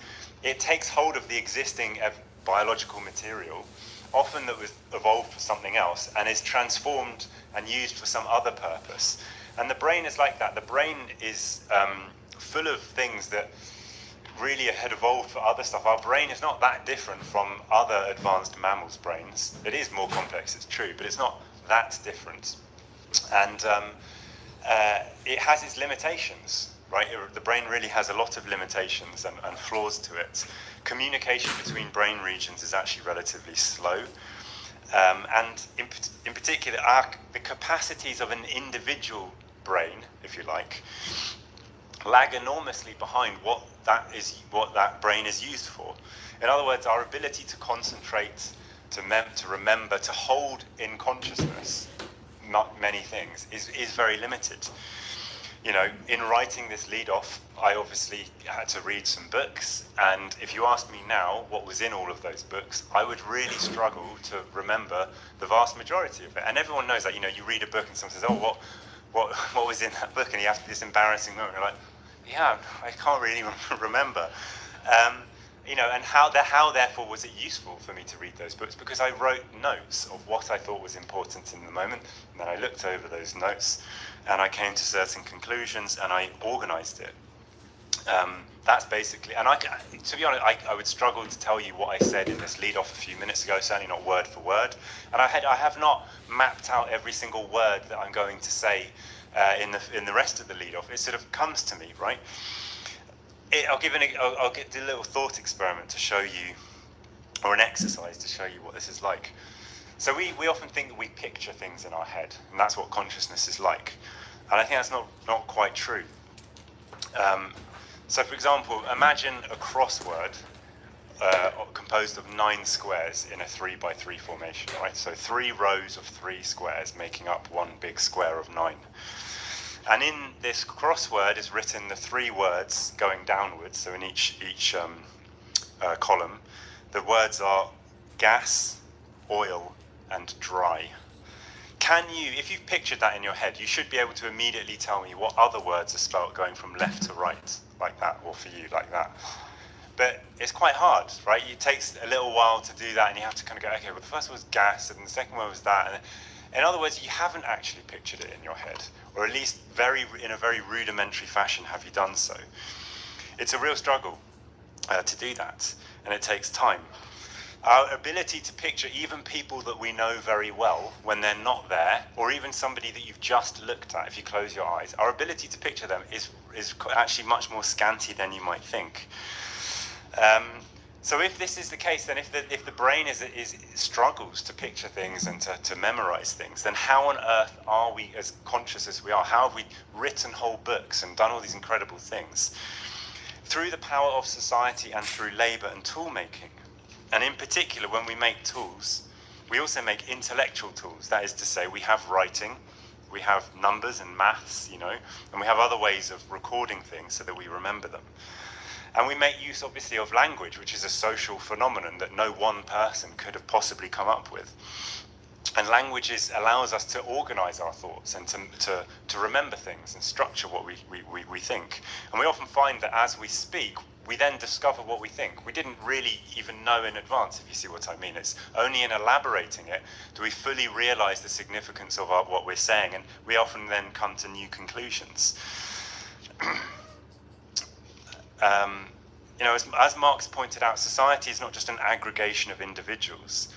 We have to enter into definite relations with one another. We depend upon those relations and are totally changed internally by those relations that we stand in.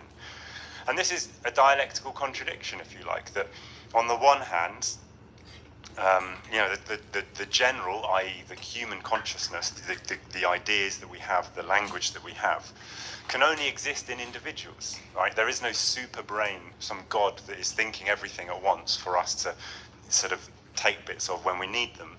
Of course not. The only thinking things are individual human beings. And yet at the same time, those thinking human beings could not possibly think the things that they think without the rest of society to base themselves on, without the whole prehistory of humanity to base themselves on, and all the tools and all of the books, etc., that involves. And so, as Marx pointed out, to understand human essence, as he put it in the thesis on Feuerbach, you don't find it 100% in each individual taken separately. The human essence exists in the ensemble of social relations and never in any one person entirely. And therefore we should think of consciousness not really as an individual thing. That's another mistake, to take it in each individual. Consciousness as it exists is a social phenomenon. It exists in society. And we as individuals partake in that. We take the parts of it that we need as and when we need them. Of course, we each have our own ideas. That is true. We're not all the same as everybody else. But we can only have that individuality that we do have thanks to the rest of humanity producing the ideas, the music, the culture, the ideas, etc., that are there.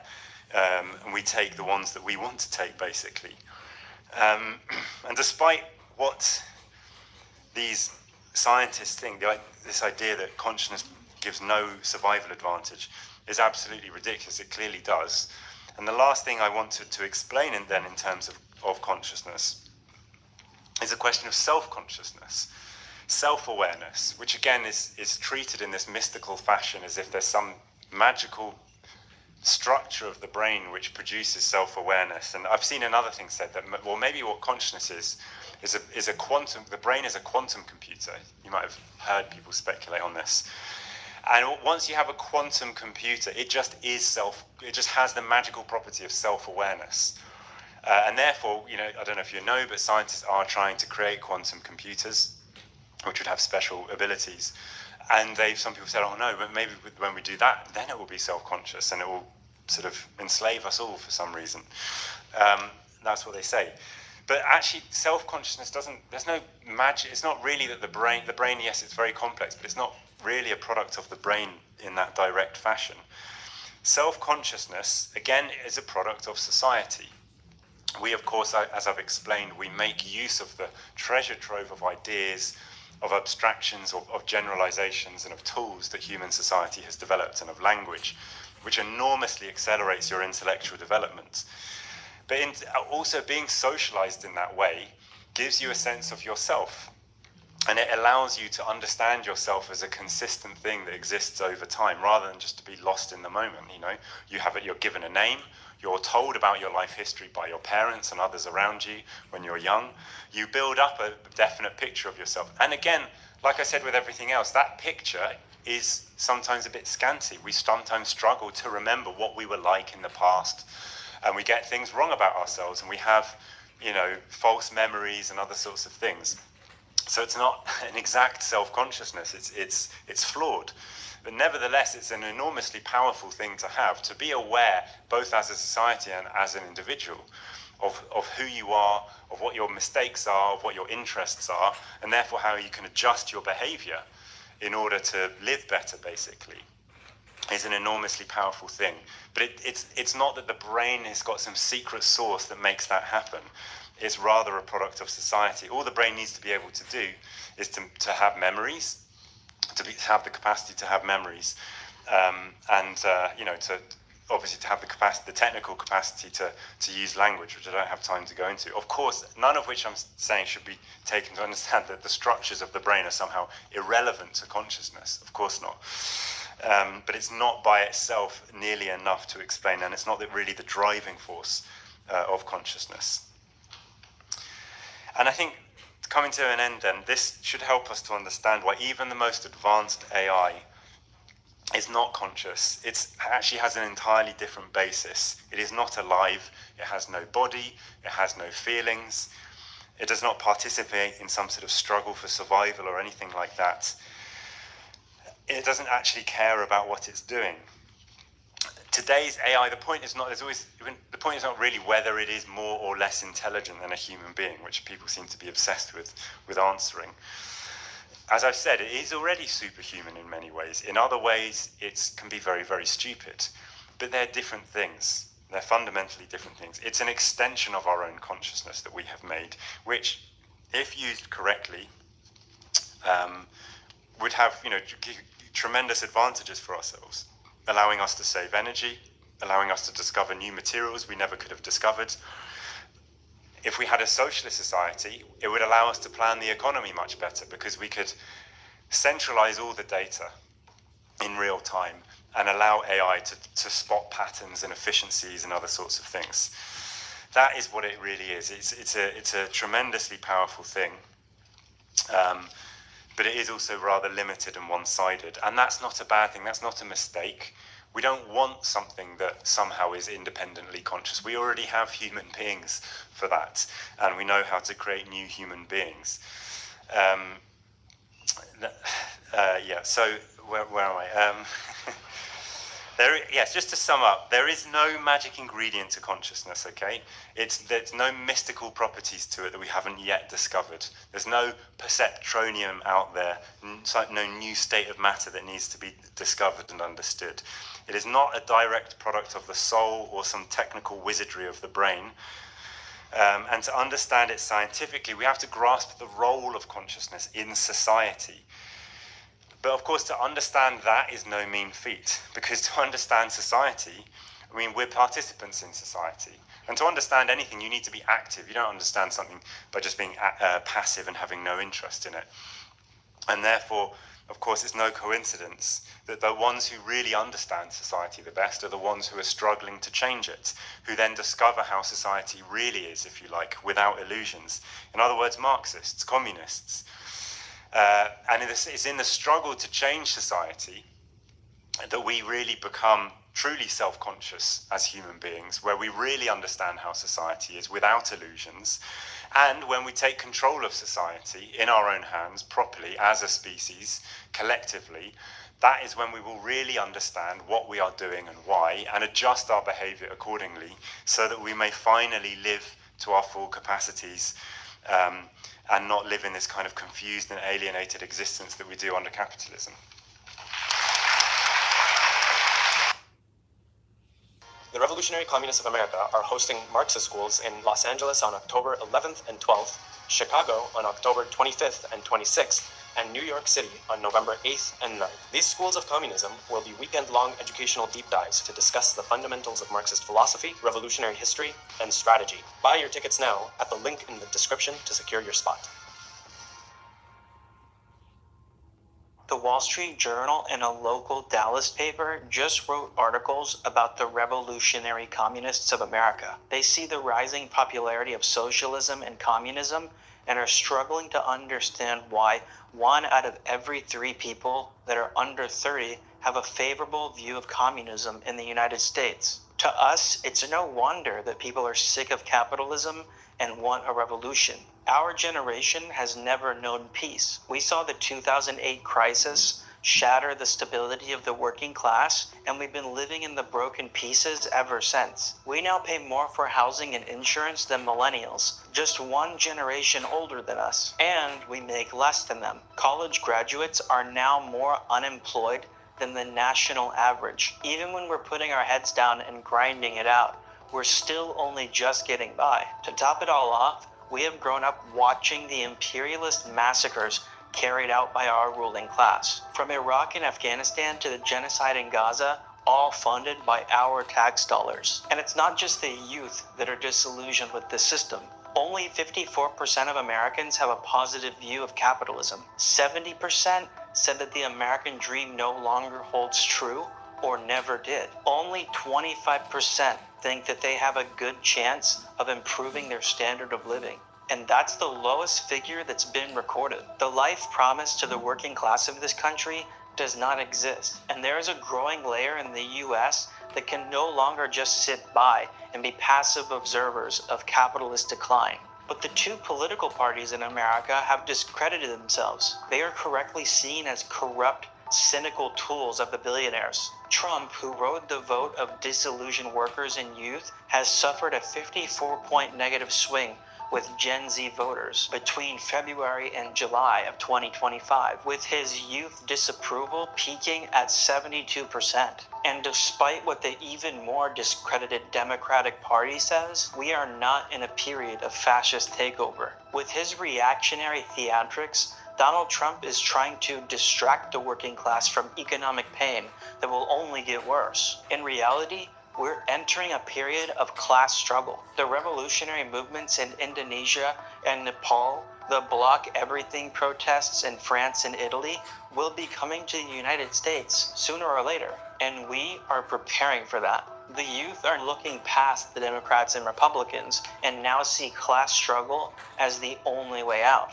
We want a revolution, and we're building the party that will ensure that that happens. Today, you're going to hear from comrades that are building at college campuses all over the country, not only training themselves, but going out and recruiting people that feel the same way that they do about the state of the world. In the last few weeks, in more than 50 campuses across the country, we have had over 2,500 people sign up to potentially join the Revolutionary Communists of America. But this is just the beginning.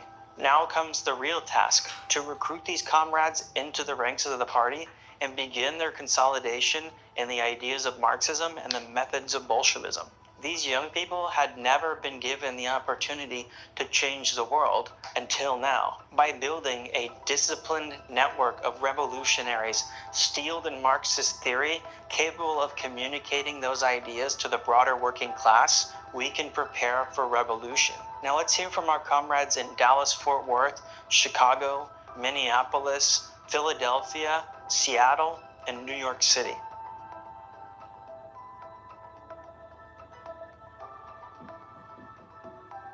Around this area that I'm standing in, we had 18 comrades intervene at a university fair that they were doing in UNT called Mean Green Fling. We were able to make 90 contacts and sell 27 papers while being out here. We've also been tabling every Monday through Wednesday right over here. Pretty much at every tabling, comrades have gotten around like 10 or so contacts. The people that are joining us are incredibly energized to go and build, to study theory. One comrade in particular, they're jumping out in front of the table, calling out to people, "Are you sick of capitalism?" It was really incredibly inspiring. Basically, 1 in every 2 people you ask, they hate capitalism and they're very sympathetic to communism and love to hear what you're saying about fighting the system. Comrades have been putting forth our program, connecting with people on the streets and showing an option that can actually overthrow the capitalist system in their lifetime.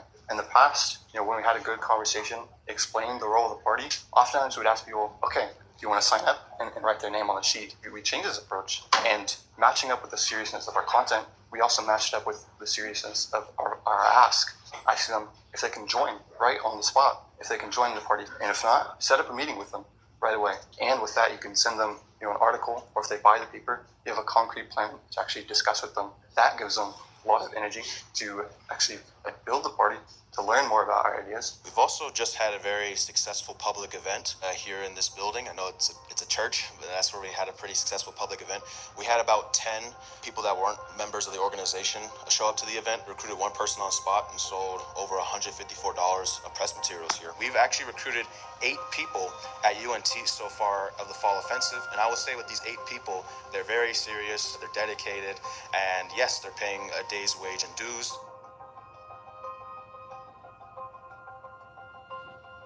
That thirst for Marxist literature and a further examination of these ideas was felt this year. One important thing to note is the lack of identity politics in the conversations we were having at the tables.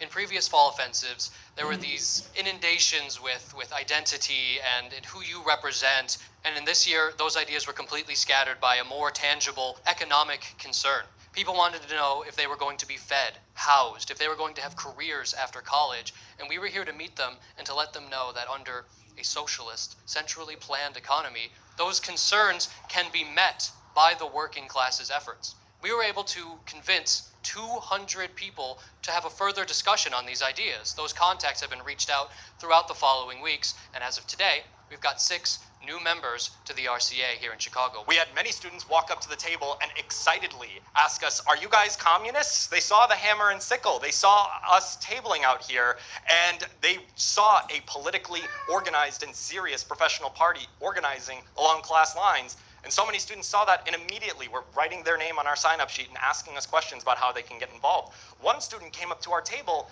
and they bought not just the latest issue of the newspaper, they bought the prior 4 issues as well. They walked away with 5 copies of our paper and were telling us how excited they were to read it. And right then and there, we set up a meeting so that we could discuss them getting involved with the party as a full-fledged member. And even students who came up to our table with a general sense of skepticism or confusion or reluctance around the ideas of communism or Marxism, even they were asking questions with a genuine curiosity. Many of these students are incurring tens of thousands of dollars in student loan debt and questioning how valuable is this college education going to be in their economic future.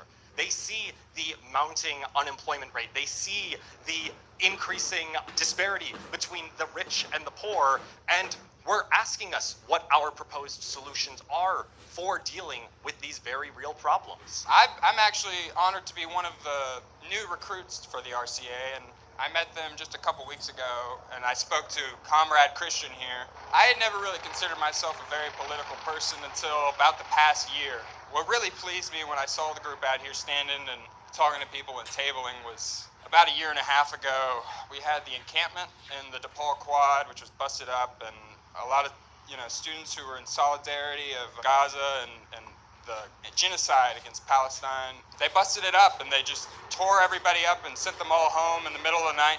And it was a little horrific. And I think attention needs to be brought and the platform needs to be made here on the campuses and in the schools and the cities. And there's an untapped group of students who are willing to have their voices be heard and join the RCA, and I think be part of the future.